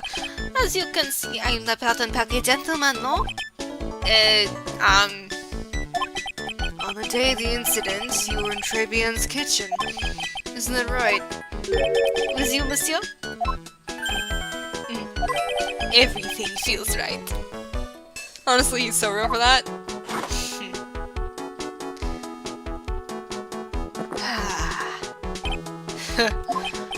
Wow, he's totally unfazed. Doesn't anything intimidate this guy?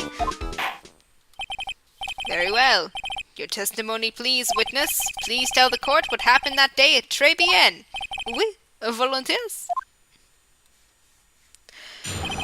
Alright, Tribulations time. When it all happened, there was just 2 customers in my restaurant. I remember I was experimenting with some new art deco that day. Like having a large mirror between the tables, for example. Oui, perhaps that is what the old man was looking at. The cup, the earpiece, and the glasses. He would have seen everything in reverse, no? I mean, a mirror? Oui, un grand mirror. The most enormous mirror.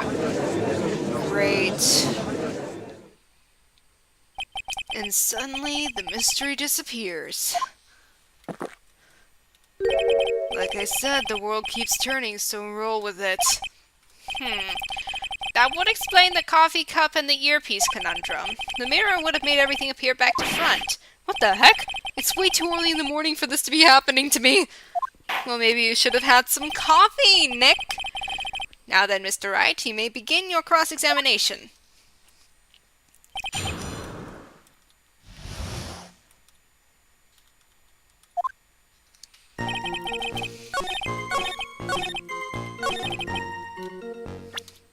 I mean... the coffee cup, the earpiece, and the HMD. Let's think back over Mr. Kudo's testimony for a second, shall we? The boy was wearing the earpiece on the same side as the green lens of his specs. No question. You can lock me up if I'm wrong. It was his left ear without a doubt.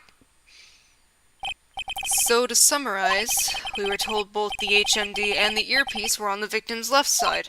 Now if Mr. Kudo saw that as a reflection in a mirror, it means both the HMD and the earpiece were actually on the victim's right side. Exactement. You see, monsieur, now that you think about it, it is not so odd, no? Unfortunately, that's where we run into a monumental contradiction with the facts. If Mr. Kudo really did see everything in a mirror, why is it that the HMD is now on the wrong side of his head? Order! Order! Mr. Wright is correct. If the witness genuinely observed the victim reflected in a mirror, then we would expect the victim's eyepiece to have been over his right eye. How bitter. He literally just moved it to the other eye. Trite, you should have a taste of this bitterness. It'll calm you down in no time. Are we talking about your coffee? Or something completely different? You don't understand the way the witness thinks. How he thinks? You remember this, I presume? Ah, so you are making good use of it. The I broke the vase apology. I mean, Mr. Kudo's sworn testimony? Exactly. The old man has one very grievous habit, throwing seeds. The more of an impression something makes, the more muddled his mind makes it. And what's the most striking thing about Mr. Elk? Clearly it's the victim's eyepiece. And that's my point. The old man strikes again. Mr. Elk's HMD made a big impression on the old man.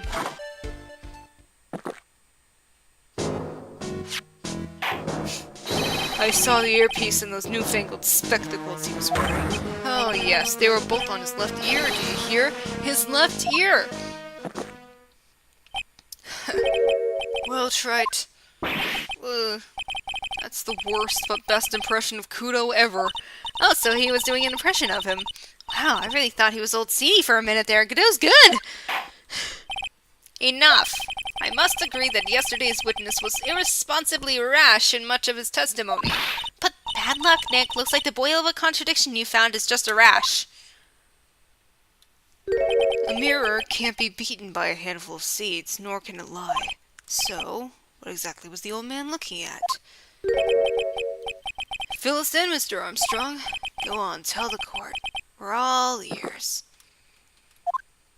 Oui, I can explain. Please, if you will look at the plans of the restaurant.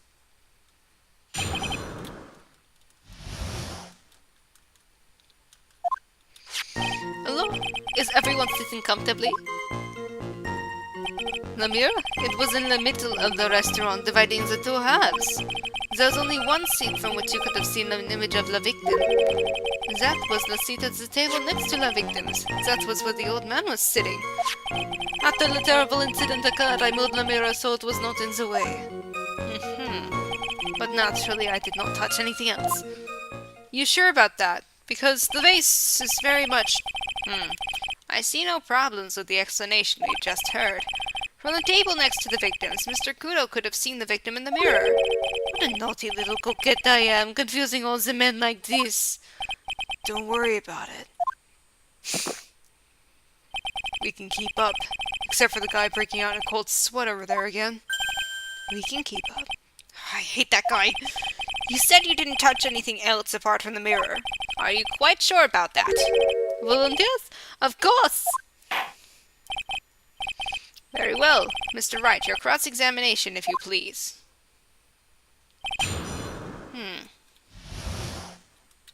Let me check the crime scene photo again. Where is it?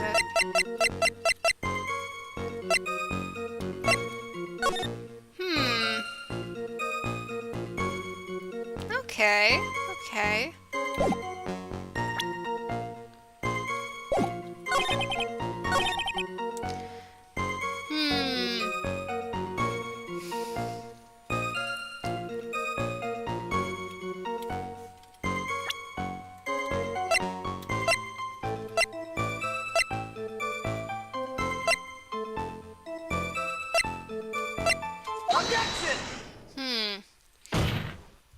This piece of evidence contradicts with the testimony we have heard, Your Honor.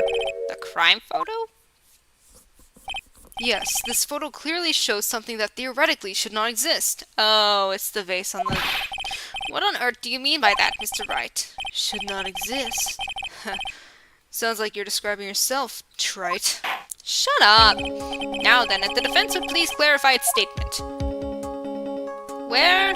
What is the something that should not exist in this photo? This vase here, because Kudo knocked it over, supposedly. Take that!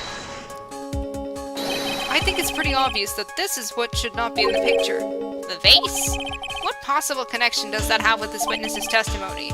Your Honor, I'm telling you that there should have been no vase on this table, because it very clearly contradicts with this piece of evidence.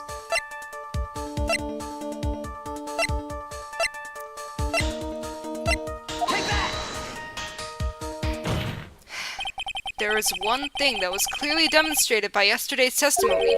Mr. Kudo broke the vase that was on the table where he was sitting, and yet, as the court can see, there is an unbroken vase on the table next to the victim. Why? Because Mr. Kudo was not in fact sitting at the table next to the victim at all. Objection! Don't be an idiot, Trite. That's impossible. That seat's the only one Kudo could have seen from the victim's reflection from. Exactly. There is only one conclusion we can draw from this contradiction. There was no mirror in Tribulations that day. Your testimony, Mr. Armstrong, is an elaborate lie. Mon Dieu! Objection! Don't try to confuse the court, Trite. Obviously, the witness cleaned up the vase while the police were taking their time getting to the crime scene. Unfortunately, Mr. Kudo, that doesn't quite work for me.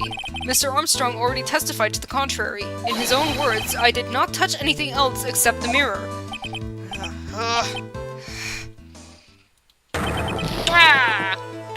That's it, honestly. Well, witness, what do you have to say for yourself? I was right. There was no mirror in the restaurant that day. In light of this revelation, we return back to the original problem. Why did the victim have an earpiece in an ear in which he couldn't hear? You only get one shot in life, there's no turning back. If you want to claim that the mirror wasn't there, Trite, then this problem is all yours. How do you explain what the old man saw? If I can answer this, then I'll be that much closer to the truth. I can feel it. Are you going to be okay? Can you really solve this contradiction, Nick? There's more than just this one contradiction, Nick. Maya, what do you mean? Remember what Maggie told us? There was another man at the victim's table, and there was a sample CD on the victim's table. It all flies in the face of Mr. Kudo's testimony. And I think I know the reason why nothing in this case is adding up. Well, Mr. Wright, let's hear your answer. Yes, Your Honor. The reason behind all the contradictions in Mr. Kudo's testimony is simple. The victim was a phony. This case is riddled with contradictions, yet there is one very simple answer that clears them all up. And what is that? The incident Mr. Kudo witnessed and the incident the victim experienced were two completely different events. What? Yes, the victim that Mr. Kudo saw wasn't Mr. Glenn Elg at all. It was an imposter, a phony pretending to be Mr. Elg. Obviously, unlike the victim, there was nothing wrong with the imposter's left eardrum. That's how he ended up wearing the earpiece in his left ear by mistake.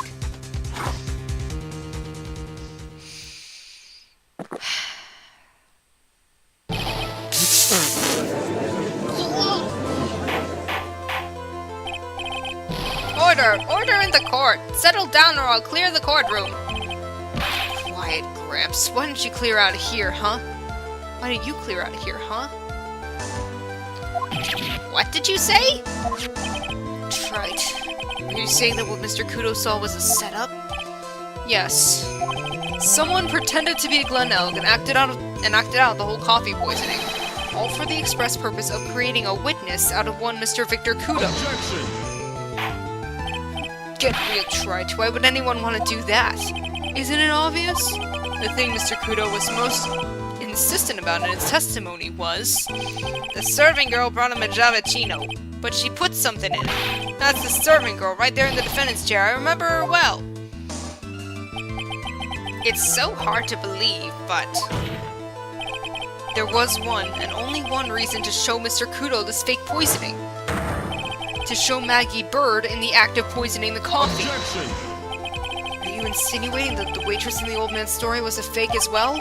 It's true that there were no other customers in the restaurant at the time, but... It's also true that the chef was there. He would have noticed what was happening. That's right.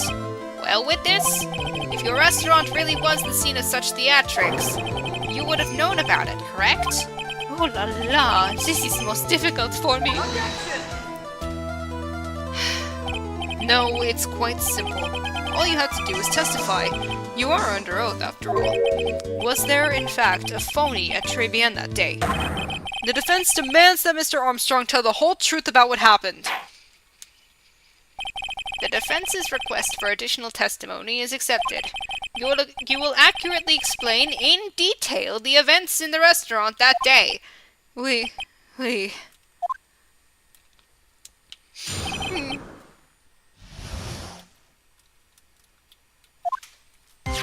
La victim, Monsieur Elg, he came to my restaurant alone. I remember the old man arrived not long after him. There were no other old customers. When he got word he won the lottery, Monsieur Elg became very excited. It was approximately 5 minutes later that the poisoning incident occurred. No, there was no time for a phony to do the acting. Just so we're clear, there was no mirror in the restaurant after all. Je vous demande pardon. Forgive me, Your Honor. I lied because I wanted this mess to be cleared up quickly. What you have just done is commit perjury, Mr. Armstrong. I will decide how to punish you later. Oui. For now, we will hear your cross-examination. Mr. Wright, if you please. He took that perjury charge a bit too well, but I'm guessing he'll be in more serious trouble after this cross-examination.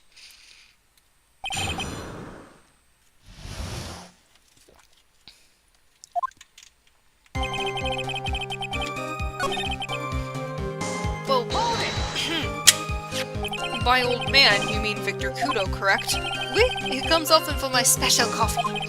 I drank your coffee once, Mr. Armstrong. It's special, I'll give you that. It's worth a sip just for the experience. Oh, you make me so happy, monsieur. You are most welcome anytime. I said it was worth one sip and nothing more. So Mr. Kudo arrived at the restaurant around the same time as the victim. Maybe I should ask about his arrival in more detail. What time was it? out of curiosity, about what time was it when Mr. Kudo arrived? Oh no, I cannot remember, monsieur. I believe we were told by a witness yesterday. The crime was reported at 2:25 p.m. by a kind of scary old man, sir. Oh no. Does that perhaps jog your memory, witness? The incident happened about 20 minutes after he arrived, so the victim must have arrived between 2 p.m. and 2:10 p.m., no? Just after 2, huh? Thank you for your help in jogging my memory, monsieur. You're wonderful. I can't sit here all the time and do nothing now, can I? No, you can't. The time of day will be added to the witness's testimony. Oui, monsieur Jones. Everything I do it for you. Merci bien. That's French, isn't it? I'm glad at least one person is in a good mood. He's even humming a song to himself. That's honestly adorable. Just after 2 p.m., you say? Well, what about this flyer? That says the winnings are announced at 1:30 p.m. Boosh! I'm afraid I finally got you, Mr. Armstrong. Quoi? What do you mean? At the time in question, the victim was listening to the radio with his earpiece. The show he was listening to was Millionaire Radio. Each week, they announced the winning numbers of the $500,000 lottery ticket. Oui, that must be the show Monsieur Elk was listening to. I can't see any problem with this testimony, Mr. Wright. I wonder. You say the victim arrived at your restaurant after 2 p.m., correct? Oui, I am sure of it. I remember it perfectly now. I know it was that time because I had just finished serving the lunch menu. Get to the point, Wright, if you have one. That show is broadcast live at 1:30 p.m., and it claims to be the most thrilling 10 minutes of your life. It's on the air at 1:30? Now, supposedly, the victim made some noise when it was announced that he had won. And yet, I don't believe his cry of joy could have occurred after 2 p.m. Because the show had already finished more than 30 minutes earlier by that point in time. No!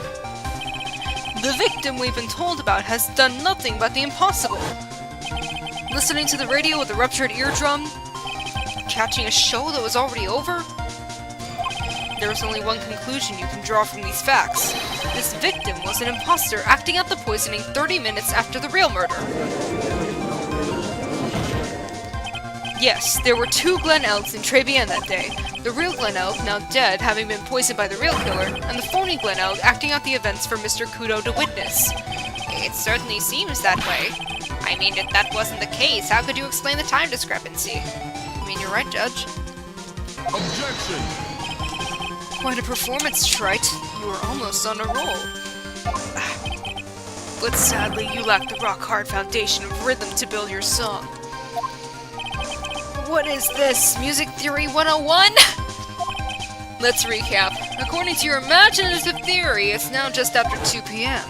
The phony elk is performing a play for the benefit of Mr. Kudo. How do you explain then where the real Glen Elk is? I don't believe I have to spell this out for the court. However, at that time, the real Glen Elk was already dead. That's certainly the obvious conclusion. Objection! He was in the kitchen, wasn't he? Thank you, Trite. That's exactly what I was hoping you would say. What? Now, I presume you can prove this theory of yours. Can you explain where the missing corpse went to? The missing corpse? According to the old man's testimony, there was only one other customer there. If that customer was the phony Glen Elk, then where did the killer hide the body of the real victim?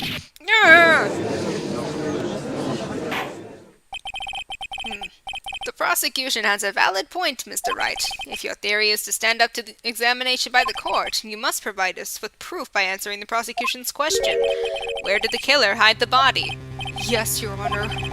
No conjecture, Trite. Let's hear some facts for once. Show the court a piece of evidence that proves where the body was hidden. Evidence? What's with the intense pressure in here all of a sudden? I thought I had him with that contradiction. But he's turned it all around and backed me into a corner instead. Well, Mr. Wright, the court will now hear the defense's theory and evidence. First, where was the body of the real Mr. L concealed?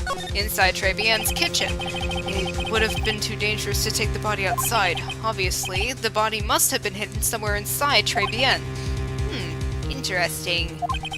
But where could a body have been hidden inside a restaurant? In the kitchen, Judge. Perhaps you would care to show the court on these plans, Mr. Wright? Yes, Your Honor. The exact location where the body was concealed was here! Kitchen! Avi! The body was hidden here. I see. Nice supposition, but the real question is, can you back it up? Where's the evidence that proves the body was hidden at that location? Thank you, Detective Gumshoe. You're the best! Mr. Armstrong, do you recognize this bottle? No. I had never seen that ugly bottle before in my life. I only use the very best bottles, monsieur. The lightest, the highest quality, only for me. Where was that bottle found, Mr. Wright? Interestingly enough, Your Honor, it was found in the kitchen of Trevian. Eh? Quoi? But I only ever use these bottles for my aromatherapy oils. But this bottle doesn't contain aromatherapy oil, Mr. Armstrong. No, it contains a medication. What kind of medication? I'm sure everyone remembers, don't they? That Mr. Elg visited an otolaryngological clinic and was given medication that day. You can't be serious. The defense had the contents of the bottle analyzed, and I have the lab results here. The contents of the bottle match the prescription that was given to Mr. Elg. Glenn Elg's murderer hid the body in the restaurant kitchen, at which time this bottle fell out of the victim's pocket.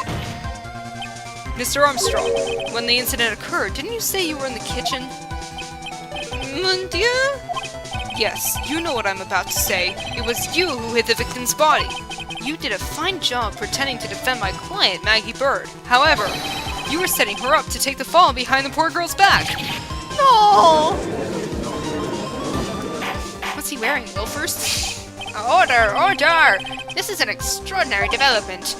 Witness, did you murder Mr. Glenn L? Never! I could not do such an horrible thing! No! Charging up for a sippy. Mr. Goodell? The bitterness. Every time I get lied to, I always down the mug of coffee. That's one of my rules. Do you have the slightest idea how many cups you've had by now? You must be needing to pee super bad. And I like to do the same to the person who lied to me. I like to take them down with my empty cup. Listen up, chef. How about a brand new flavor in your ear, my H-deficient friend? Je vous demande pardon, please, you must hear me out! It is a trap! Listen to me, por favor! Yo hablo español, Mr. Armstrong, and por favor is Spanish. Love that. I'm only going to ask you once. Did you do it? No! Absolutely no! Let's hear it. You've got one shot. Right, Gramps? Witness, the court will permit you the chance to make one final statement. If you lie under oath again, Mr. Godot's coffee mug awaits you, as does my gavel. Oui, it is clear. What do they always say in the movies? Got a bad feeling about this. That's just, Star Wars, though. Very well, begin your final testimony, Mr. Armstrong. Let's see how bullshit it is. It is true. I hid the body in the kitchen. A man forced me to do it. I had no choice. I had to go along with him because there was a reason why I could not refuse. But I did not kill him, I swear it, you must believe me! So what, Furo Tigre couldn't pick up the body himself? You were forced. By who? I cannot say, or I will be erased. Let's try a different question then.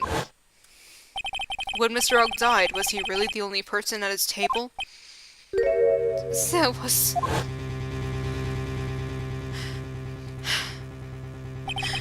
was another man. I knew it. Maggie was telling the truth.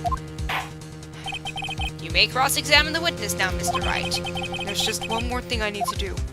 I gotta break this guy and get him to tell us the name of the real killer.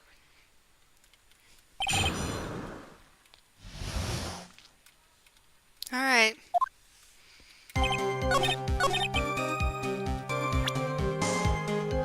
Which do I do first? Let's just do Furio Tigre first. Let's end this dance of Ring Around the Rosie, Mr. Armstrong. This is the man that you've been referring to. Who is that? I feel like I've seen him somewhere before. Oh, I don't know. Maybe a month ago in this very courtroom? This man is Furio Tigre. He's the manager of a loan office called Tender Lender. There's no point trying to hide the truth anymore, Mr. Armstrong. I know you couldn't go against Mr. Tigre. At least, not while he had this on you. Where is it? Is this here? Yeah. $500,000 loan from a black market loan shark. And you had no way of paying it back, did you? That's why you were forced to do anything this man told you. Oui, it is as you say. Mr. Armstrong, the tiger. He told me he was going to use my restaurant for a business rendezvous. I've never seen rendezvous with a little dash. Is it typically spelled like that? I don't know. On the day in question, he was meeting the victim to demand that he repay his loan. I don't know why it happened like that. I just did what he told me to do. I had no choice. I carried the body of the inconscient Maggie out of the dining area and into the kitchen. After that, I just tried to forget what I had seen. I think we can now safely say that the man who forced your hand was Mr. Furio Tigre. Mr. Fangy. I do have one further question for you, Mr. Armstrong. The poison and the lottery ticket that were found in the defendant's apron pocket. Was that your doing as well? No, I knew nothing about that. Making it look like it was Maggie who had done it. I was not. It is despicable. Mr. Godot. You will summon this Furio Tigre as a witness. I doubt that can be arranged today, so we will adjourn for now. Proceedings will continue tomorrow. 30 minutes. What? The trial will go on. I'll see to it myself. I need half an hour to get the guy on the stand. Not a minute more. How the... Don't sit back and relax yet, trite. No one knows if that chef is really telling the truth or not. This trial could still go either way. Very well. Your request is granted, Mr. Godot. We will resume once Mr. Tigre is ready to take the stand. Until then, court is adjourned for a 30-minute recess, and I am going to go to the bathroom. So, see y'all in like 2 minutes.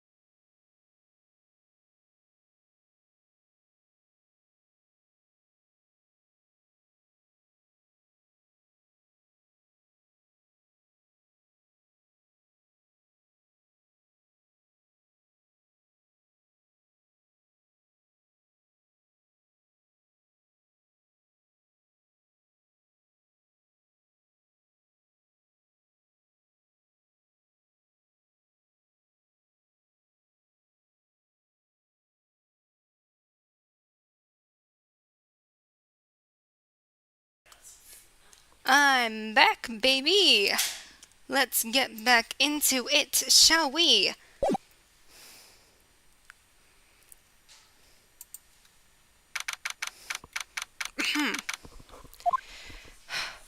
So we're finally going to see the tiger on the stand.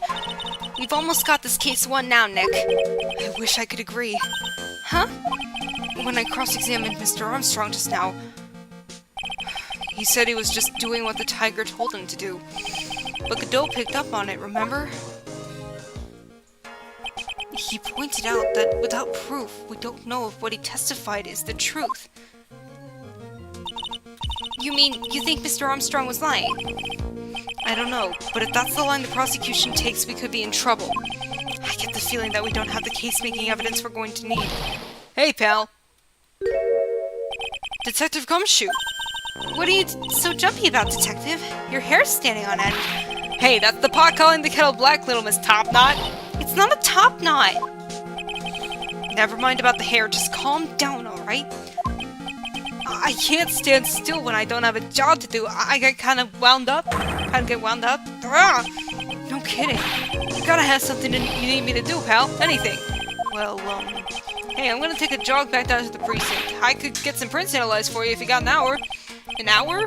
The trial will have reconvened by then. It's back.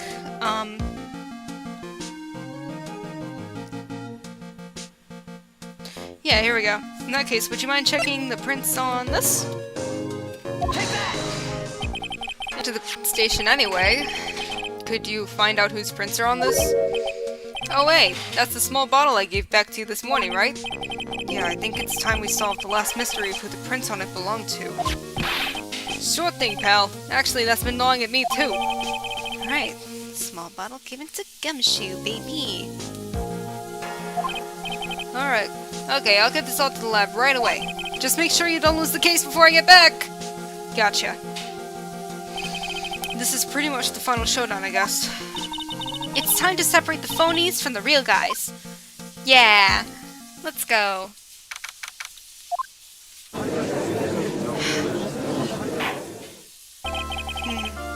Court will now reconvene. Mr. Godot, did you find this Furio Tigre? I even tamed him for you. It was a 3-cup job, no problem. Tamed him? The guy's name may be Furio Tigre, but come on. He's pretty lively. Be careful. He still bites. Very well. Please show Mr. Tigre to the stand. Hi. Witness, please state your name and occupation for... Oh! Okay. Ah! Maya, don't hide under the table, Maya! Unless there's room for me down there, too. What'd you say to me? Nothing. I didn't say nothing, honest. Who could have guessed that fear would induce a bad Brooklyn accent in the judge? I got business to take care of, you hear me? So who the hell called me into this hole? Was it you, Spiky? No, of course not. It was the judge. Your Honor? Oh dear, I seem to have dropped my pen. Where on earth is it? Don't mind me, just carry on with the proceedings as normal. The idea of him just rooting around on the floor for a pen. That's it, we're doomed. Maybe you still didn't hear me. I said, who the hell was it that called me in here? There's no need to shout. We can all hear you. What do you say? There's no point struggling. You're caught in a snare. The restless snare of the law. And I'm the one that hauled you in. Too cool. Don't let him get the better of you, Nick. Let's start with the basics. You know about the incident in question, correct? Incident? I don't know nothing about no stinking incident, masked boy. You didn't attend the previous trial of Maggie Bird. Maggie who? I got more important things to do than watch courtroom dramas. Of course. Well, perhaps you could give us your testimony then. Please tell us about what you did on the day of the murder. Phoenix Wright. Huh? You was the one who set this up, didn't you? Just gonna regret the day you ruffled the tiger's fur. You hear what I'm saying? Maybe I should have brought a diaper with me today? Get a grip, Nick! He's shitting his pants. He's so scared. I don't know nothing about no murder. I was tied up with business in December last year. Spent all of my time in the office. Got whales lined up to borrow cash from Tendolenda every single day. You just want to check my alibi? Just ask Violetta.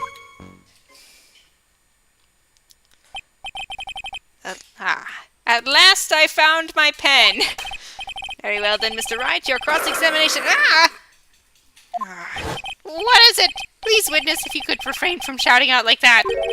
I know the kind of games that guy in the blue plays. That lowlife ain't no lawyer. He just punches away at stupid details till he wins. Lowlife? Me? Listen up, smarty. Every time you ask me something that doesn't relate to this case, I'm gonna bill you $50,000, and he's gonna borrow the cash from me. That's one loan contract I refuse to sign. And don't think it ain't gonna hurt when you tangle with the tiger.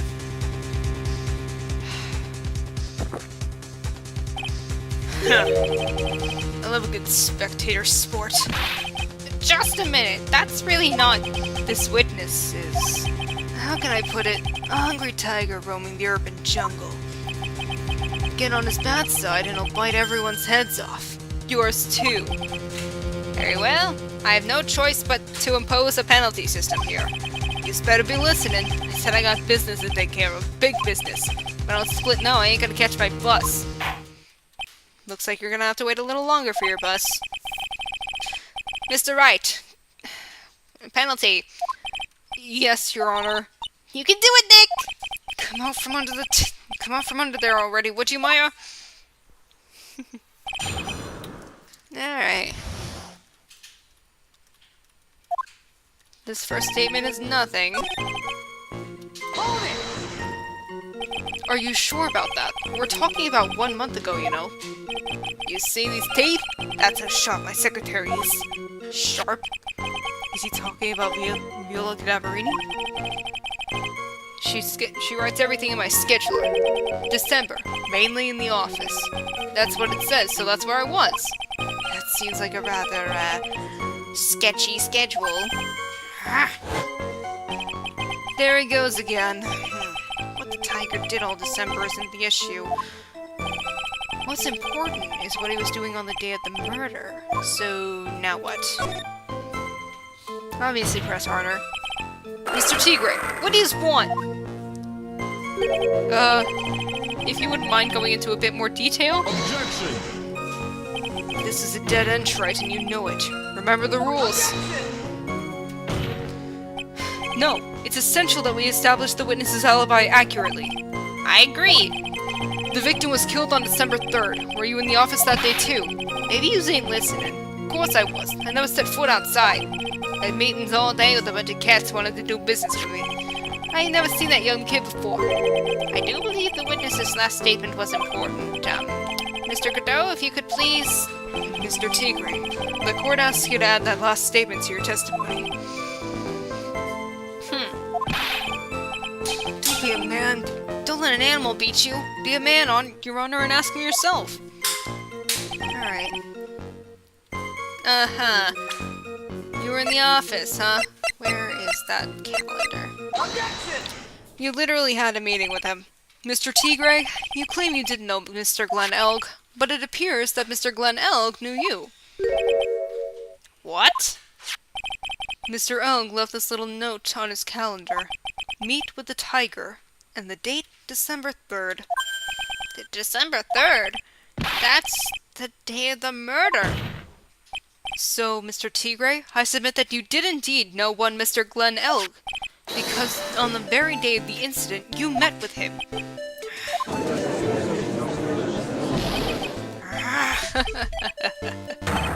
Not bad! It's actually not bad. Sorry? I was just messing with you to see how good you were. Did you hear that, Nick? He said you're not bad. That's one compliment I can do without. Plus, he's lying through his teeth. Witness, please remember that you're under oath. Lies will not be tolerated. You just call me a liar? Is that what you're doing? Ruh-roh! Why did you turn into Scooby-Doo? So you're saying that your claim to have never seen that kid before is the truth. I said I'm dead serious. You better believe that's the truth. Huh. Then I'd say that gives me time to enjoy another cup of pure black magic. That is, while you testify for the court again, Mr. Tigray. Oh, yes. Would you mind indulging the court, witness? He never actually met the victim. That's gotta be a lie right there. It's time I nailed this guy. Hey, so, I ain't no liar. I never met Glen Elk. There was some lame guy with that name, though, wanted to borrow cash from me. I set up a meeting with the guy at my office, 10 to lender. I waited around for him, but he ain't never showed. I never even been to that Tribulations joint. You hear? You dumbass, we literally found matches from there in your office. I see. That all seems perfectly logical. You had arranged to meet with the victim, but he didn't show up. I've heard it's pretty hard to keep appointments when you're dead. Very well. You may begin your cross-examination, Mr. Wright.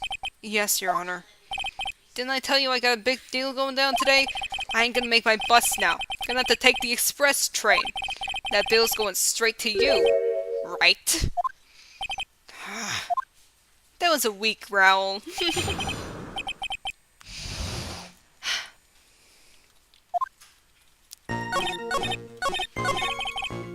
You sure? Because we found this. Mr. Tigray, is there something you'd like to tell the court about these matches? Matches? What she's talking about? We found them in your office at Tender Lender. They're from that restaurant. If you've really never been to Tribulations before, what was a book of the restaurant's matches doing on your desk? You've been snooping around in my stuff now too, wise guy? What are you, my ball and chain? Ain't no broad controlling me. Order, order! Witness, I think it's time you started telling us the truth, don't you? Sorry! I'm terribly sorry, forgive me! I ain't no pussycat. I don't go back on what I said. But okay. I was at the joint that day. What? But listen good, alright? I might have been there, but I still never met that kid. You dumbass. Well, well. Looks like an order just came in for another testimony.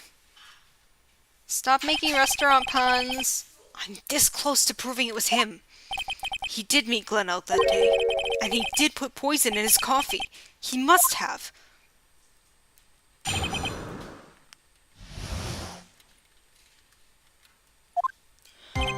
I was supposed to meet with the kid at the restaurant that afternoon. When I opened the door to the joint, I saw one ugly scene. The guy was laid out over the table, stiff as concrete. I figured if the place wasn't out already, it was gonna be, so I split. Had the cop's sirens on my way out, and I went straight back to my office. Did you, now? I see. You didn't actually meet with him in the end, then. Well, Mr. Wright, your cross-examination, please. Yes, Your Honor. Hold it. If I wait around here any longer, I ain't even gonna make the normal express. No more stupid questions. No problem. Anytime Wright presses you on something irrelevant, I'll see he pays a penalty. Mr. Godot, that's my job! Your job is to slam that little hammer of yours and call a guilty verdict. So do it. Yes, sir. The Special Express ain't cheap, right? It's just so yous know since he's paying. Oh man, doesn't the rule of law mean anything around here? This is Ace Attorney, Phoenix. Obviously not. Only when the plot calls for it. Très bien.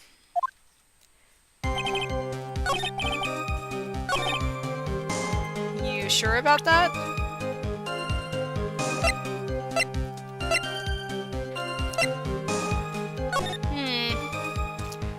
He couldn't have. Look, there's a partition in the way. Interesting. Objection! You dumbass. You're something of a loan-collecting pro, aren't you, Mr. Tigray? No one escapes the tiger's clutches. Well, I'm something of a lie-detecting pro. And no one escapes the Phoenix's clutches. I think it's time we got something straight. What's this, Trite? A new line of irrelevant questioning? These are the floor plans of the crime scene. You say you were standing at the entrance, Mr. Tigre. From there, your field of vision would have covered an area something like this. Indeed, the witness would have had a clear view of the victim's seat. Isn't that what I just said? I saw the back of the kid's head. Unfortunately for you, that is not possible. If the court would think back, you'll remember that between each of the tables is a tall partition. Why, that's true. Now look at the plans again. The truth is painfully obvious. From the entrance, the field of vision of any customer walking in ends here.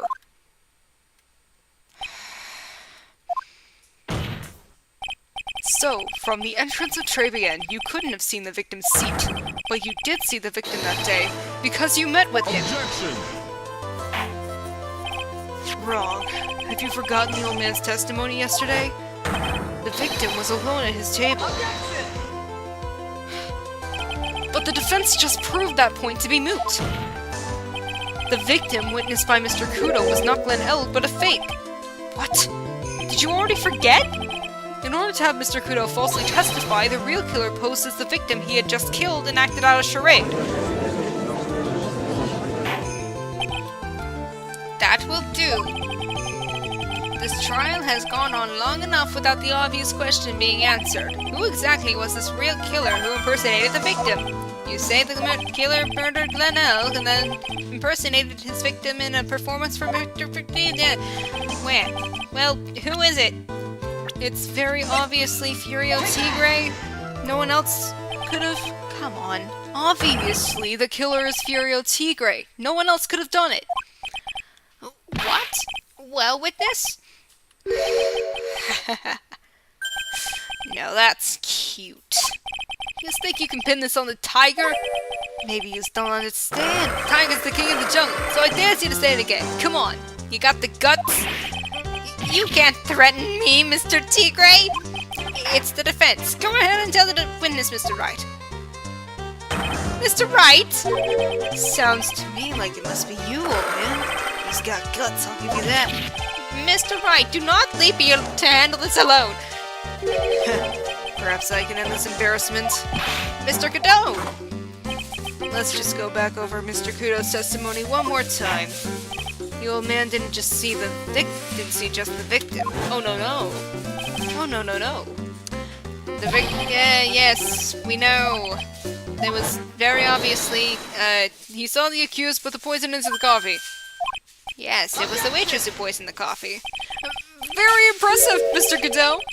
Waiting for my absence to launch your attack. This entire scenario is so silly. Found your pen at last, Wright? It was in my pocket. He's so silly. But anyway, Mr. Kudo witnessed two people that day. He saw the victim, the supposed Mr. Glenn Elg, and the waitress from behind. Yes, your point, Mr. Wright? I think the conclusion is obvious. If this Glenn Elg was really the killer in disguise, then surely it's possible the waitress was also part of the show. What? You mean the waitress was an imposter as well? The defendant, Miss Bird, fell unconscious immediately after the incident. And someone used her fainting to hatch an elaborate plan to pin the murder on her. Who on earth was it? Obviously it was Viola Cadaverini! Take that! Who else could it be? They're partners. Who is this woman? Her name is Viola Cadaverini. She's an employee of Tender Lender. You're making a big mistake. Do you know who Viola's grandfather is? You better be going home in an armored truck tonight, if you know what I mean. Stop shaking, Nick. Where was I? Yes, the defendant, Miss Bird, has stated the following. Well, yes, we know there was another person, and she had a kind of cackling laugh, and yes, it was Viola. It was Viola. There are just too many contradictions in this case. The second man at the victim's table who nobody but Miss Bird seems to have seen. The earpiece worn by the victim in his left ear when that eardrum was ruptured. And the radio show he was supposedly listening to half an hour after it was over. There is only one logical explanation that clears up all of these contradictions. The whole incident took place twice. One for real and one's for show. And, Mr. Furio Tigre, the only person who could have committed the crime is you.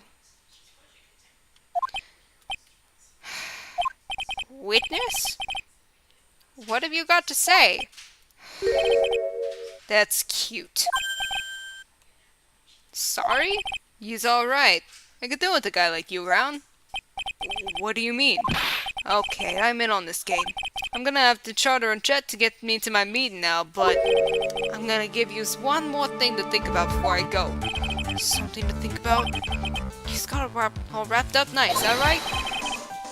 But you missed out one real important thing. But that can't be. I was in the joint that day, and I met that kid too. But I couldn't have poisoned him, you hear? What? Do you really expect us to believe you now, Mr. Tigre? What a troublemaker. Troublemaker? Looks like we're going to need another one for the road. How many is that now? 15? One more steaming cup of hot testimony. Indeed. Witness, you will explain yourself to the court, and will give you one more chance to testify. What happened that day at Tribulations between yourself and the victim?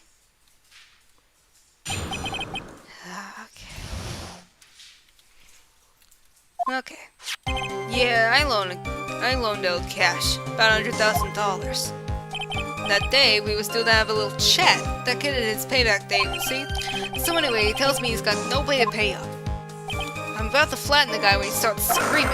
Yes, I won! $500,000! He got lucky, you know. Real lucky. If that waitress hadn't done what she'd done, everything would have been over. What do you mean? Now I see that the principal amount you loaned to Mr. L was $50,000. Yeah, well, you've got the vig to take into account. Interest builds up fast, you know. That's faster than fast. $100,000 is twice his principal. And the repayment deadline was December 3rd, the day of yeah. You gotta have $500,000 just in time. So I ain't had no reason to kill the kid. And if I ain't got no motive, you ain't got no case. His motive? He has to have one, but what is it? Oh, now they bring up motive,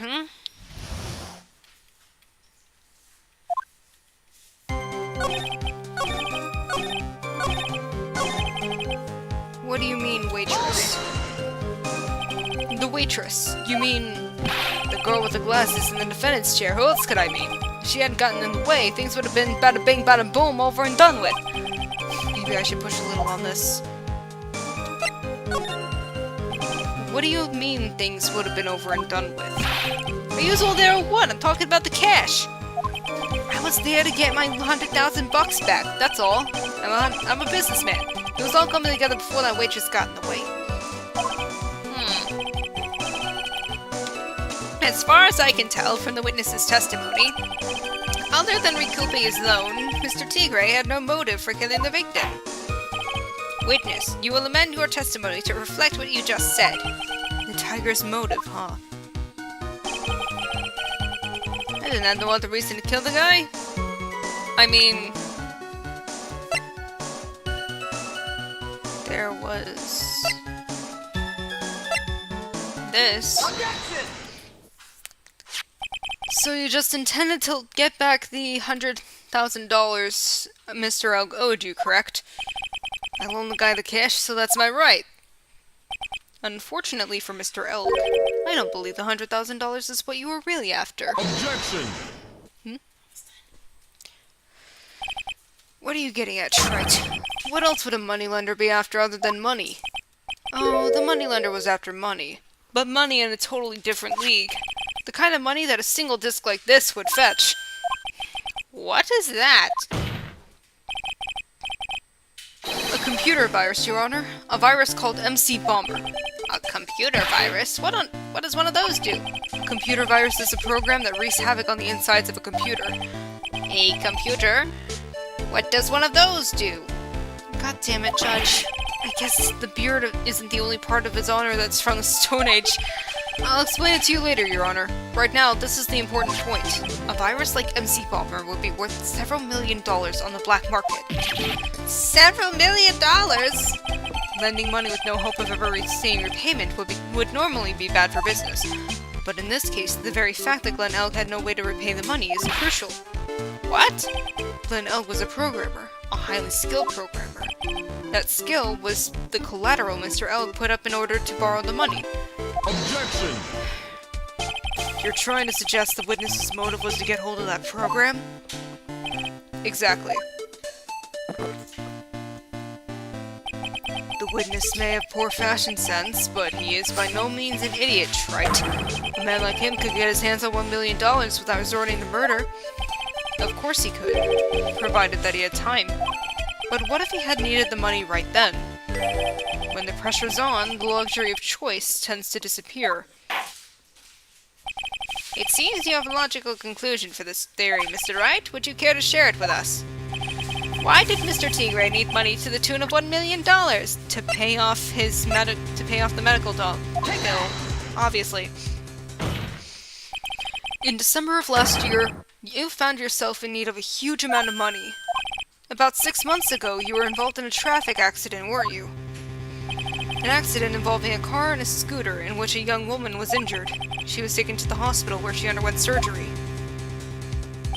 How much of this do you know? These medical papers document the treatment of the young woman in question. According to these, her operation cost $1 million.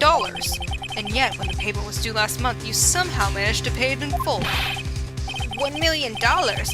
A preposterous sum. Someone should sue these HMOs. Honestly, for real.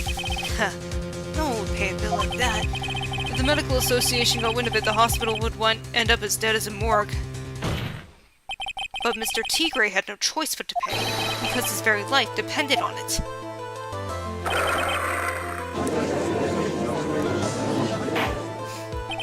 Order! Order! Order! You say his life depended on it, Mr. Wright? Indeed it did, simply because the injured woman was none other than Viola Cadaverini. Did you say Cadaverini? Bruto Cadaverini, mob boss in charge of all underworld activities in the city, and doting grandfather to his precious Violetta, also known as Viola Cadaverini.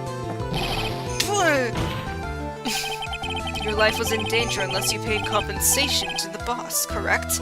It makes sense. You were desperate to acquire the $1 million Bruto Cadaverini demanded of you. So desperate, in fact, that you decided to sacrifice Glenn Elg's life to pay your debt.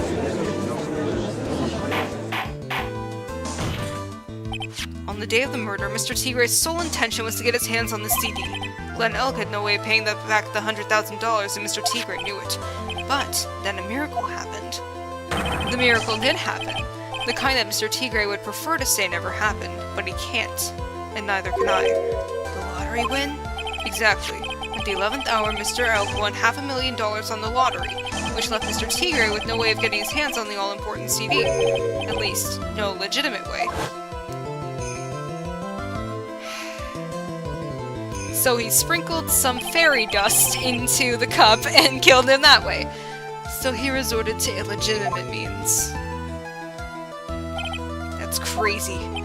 He murdered Glenn Elg and then made his next move, to frame Maggie Bird for the crime.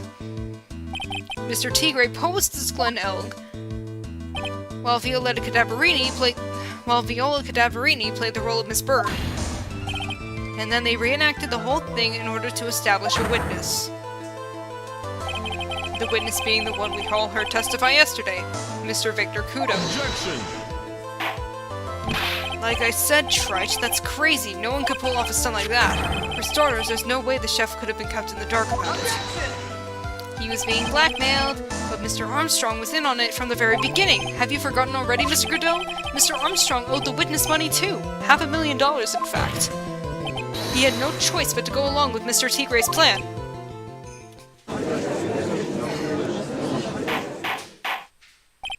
Order! Order! Silence or I will clear the courtroom. You've put on a good show, Spiky. If you want to stay alive in the loan shark business, you gotta be careful. You saying I dressed up like that kid, created a witness, and framed someone? If I did something crazy like that, I'd leave a trail as bright as my shirt. I ain't damn enough to do something sloppy like that. I agree. You do? Despite your appearance, you are very careful. That's why you took one more precaution. One more trick to make sure Miss Bird had no way out. What? Another one, Mr. Wright? Interesting. Why don't you fill us all in, Wright? What was this trick you say Mr. Tigre performed to frame the accused?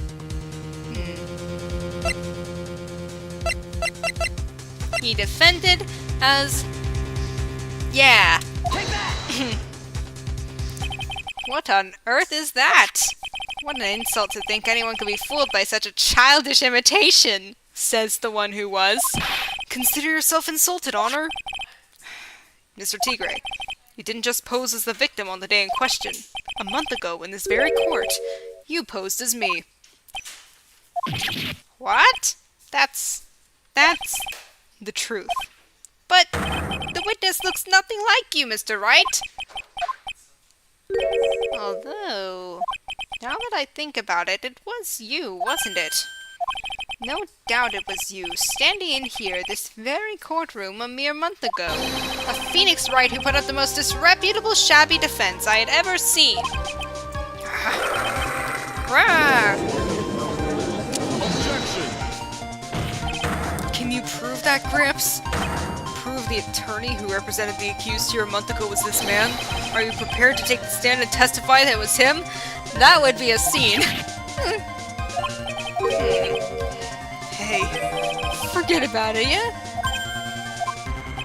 I wouldn't do something like that. Not me. You made a mistake, right? It was someone else, huh? Objection! Have you no pride, sir? No, he's a tiger, not a lion. This isn't a matter of pride. In case you didn't know, Wright, here in court, we deal with people's lives. Mr. Godot is right. Your Honor? Speaking for myself, I am absolutely convinced. The attorney in question was the witness standing before me now. However, I preside over this court as the judge, with the vested power to hand out a verdict. Someone in my position cannot be swayed by a memory without evidence to support it. Bro! If the defense has no further evidence, the court will now excuse the witness. The circumstances surrounding Mr. Tigre are dubious for sure, but not conclusive. But we've come so far! You say he impersonated Glenn Elk. You say he impersonated you. But none of that adds up to a murder charge. You don't have a shred of evidence that the witness poisoned the victim's coffee. Well, a certain detective will have a different... Sucks to be you, Wright. Don't mess with the tiger, or you're gonna get mauled, he's got that?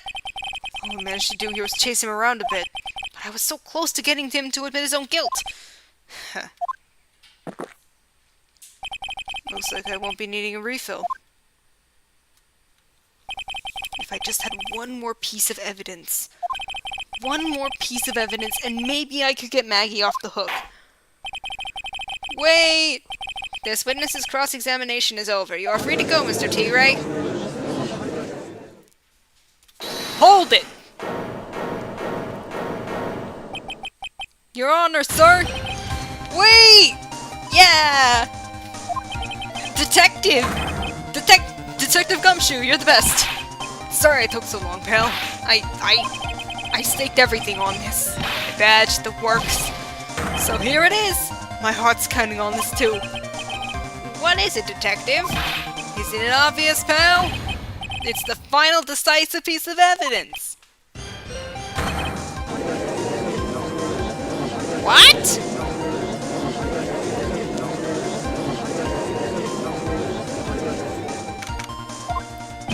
Sorry it took so long, pal, but I finally got the results from the lab. The results? I got the prints, pal, from this medicine bottle. Oh, so? Do you know who the prints belong to now? Do you think I'm some kind of hack detective? Of course I know. So, tell us. They're the tigers, right? I knew it. You bet! Clear as crystal, all over the bottle. They're Furio Tigre's paw prints, alright. That's great. You got it now, Nick. What's wrong with you? You've hardly said a word since Detective Gumshoe got here. He's laid everything on the line for this, Nick! I know. Look, I'm sorry. This is kind of hard to say, but it really doesn't make any difference whose prints are on that bottle now. Huh? What? Why not? What we need to produce at this stage in the trial is irrefutable evidence that the tiger put poison in Glenn Elg's coffee. He's already admitted that he met the victim. The fact that his prints are on this bottle, it really doesn't make any difference now. I knew it. Great. No matter how hard I try, I'm never of any use. Hey, don't be so hard on yourself. This was our last chance to help Maggie. I've been working on some useless piece of evidence the whole time. It's alright. I'm a real loser. It's not breaking news to me, pal. Detective Gumshoe? Maggie! You've been working on something for me? Sorry I let you down, Maggie. I know you didn't do it. And I'm a detective. We're supposed to be able to prove stuff like that. I'm really sorry. I'll get out of your hair now. Detective Gumshoe, wait! He's gone. Isn't there anything we can do now, Nick? I wish there was. Gumshoe worked so hard to get that evidence. If only there was some way I could use it.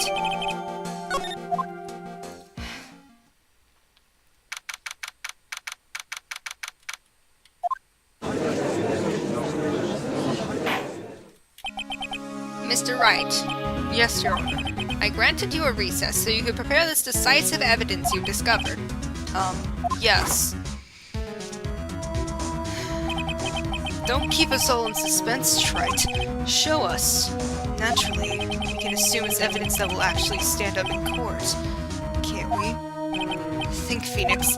Don't let Gumshoe's hard work go to waste. How much more of my time are you gonna waste? I ain't been to no court before. Use lawyers should know how to blow things out of proportion. No, it's just us. No doubt, given the nature of the evidence, it will speak for itself.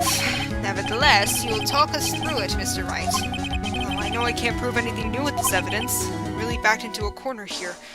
Maybe if he thinks he's got me beat, he'll let his guard down a bit. Don't keep us waiting any longer, Mr. Wright. Present this final, decisive piece of evidence to the court. Take that! This is the defense's final piece of evidence. Isn't that the victim's? Your Honor, naturally the court is already aware of the contents of this bottle. However, interesting new information has come to light. We have clearly identified some fingerprints on it. Fingerprints belonging to you, Mr. Tigre. What? But, Mr. Wright, what conclusion are you hoping to draw from this new information? Everyone here knows what this bottle contains, except one man. One person in this courtroom should theoretically be in the dark. My prints are on that pansy-looking bottle? Is that what you're saying? What the hell's in it anyway? A phony trial, a phony lawyer, and phony clues. Everything about this case has been phony. Seems like the perfect excuse for some phony evidence. I'm surprised he didn't get disbarred for this. Mr. Tigre, this is the decisive piece of evidence that will prove your guilt. Why? Because it contains potassium cyanide. This bottle contains potassium cyanide. Potassium cyanide? The poison used to murder Mr. Elk, Your Honor. The victim's killer used this very bottle. And on this bottle, Mr. Tigre, we found your fingerprints. Well, how do you explain that? You'd make a good clown, you know that? What? You ain't never gonna get to this stake. You're just making me laugh now. You think a cheap bluff like that is gonna fool the tiger? A bluff. I can see straight through you, Phoenix, right? That ain't the bottle with the cyanide in it. No. This is the bottle we found traces of the poison in. Don't mess with the tiger or you're gonna get ripped to shreds. The cyanide bottle was brown, and it was made of glass. That cheap piece of trash don't look nothing like it. You dumbass.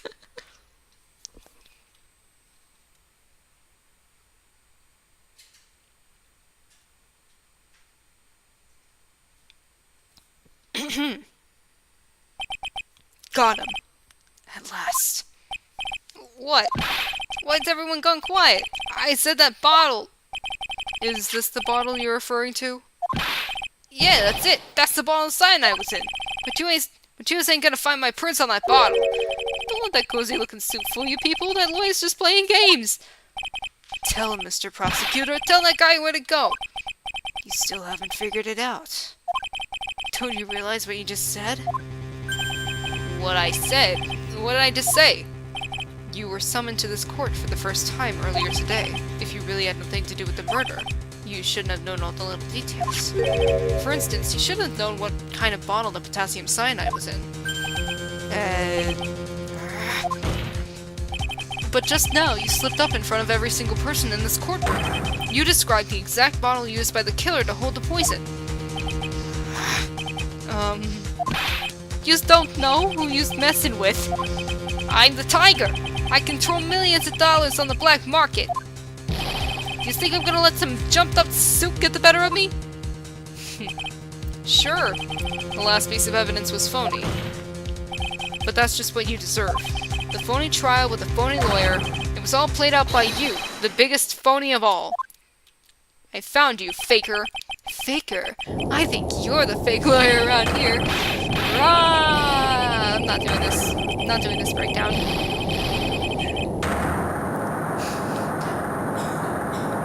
Ooh, that's neat. Well, shattered.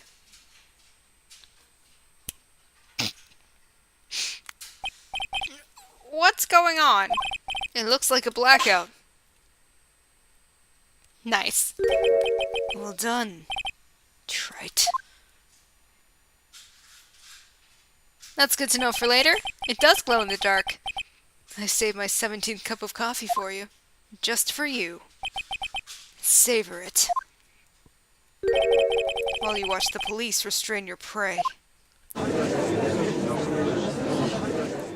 Yeah!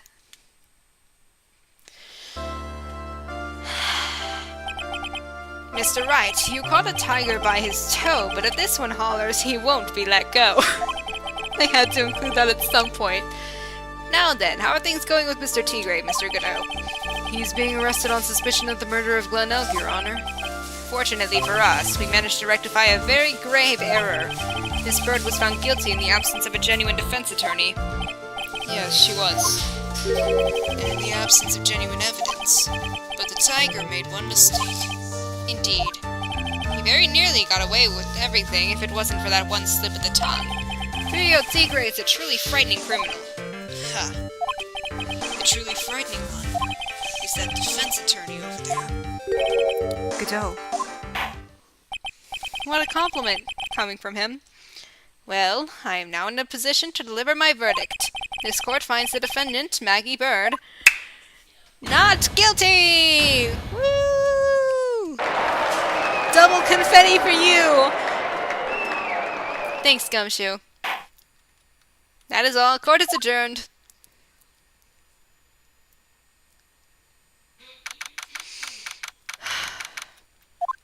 Mr. Wright, I'm at a loss for words. Thank you, sir. Congratulations, Maggie. I was so mad when Mr. Wright landed me in all that trouble a month ago, but now I feel like I can forgive him. Hey, that wasn't me, Maggie. That was a tiger. Look, Nick. In the doorway. Damn it, Gumshoe. Detective Gumshoe. Oh, guess I'll be heading off then. See ya. Wait!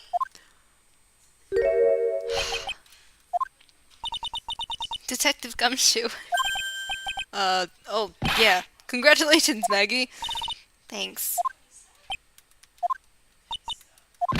I knew you were innocent all along. Why didn't you say that in your testimony then? Huh? Oh, well, I was... Well, guess I'll be heading off then. See you around! No, wait up, Detective. He just ran off. Maggie, why are you being so hard on him? He busted his butt for you. It's thanks to him that we got the medication bottle. That wasn't even of any use. But... it's only because Mr. Wright used it so cleverly. Detective Gumshoe was just running around in circles. Poor guy. Looks like she still isn't ready to forgive him. Can't you put in a good word for him, Nick? Yeah, Maya is right. I should help Gumshoe out. It's clear he needs it. Maggie. You know, Detective Gumshoe's been really worried about you through all of this. I wanted to believe that, sir. But on that first day of the trial, he practically gave the judge a free pass to lock me up. He didn't have any choice, Maggie. He's a detective. He has to report the facts. He doubted me, that's why. He thought I was the one who did it. I've got to prove to her that Gumshoe really cares about her. I know. I'll give her a little present to celebrate her freedom. Boosh! Here you are. A present to celebrate your freedom. That's... A present from Detective Gumshoe. Made with a lot of love. He said you lost weight and he was worried about you. Detective Gumshoe. I actually really like weenies. You know. Did you guys hear that? I'm pretty hungry myself, you know. Yeah, the trial dragged on a bit today, didn't it? Is it okay if I eat this now? Aww. So, how is it, Maggie? It's really good. Look at her little... Look at the one grain of rice on her cheek. So the case of phony versus genuine comes to an end. The false allegations surrounding Maggie have all been cleared up. Yummy. And who knows? Maybe a whole new chapter of her life is about to start. It's a shame we never see her again. It's such a shame we never see her again.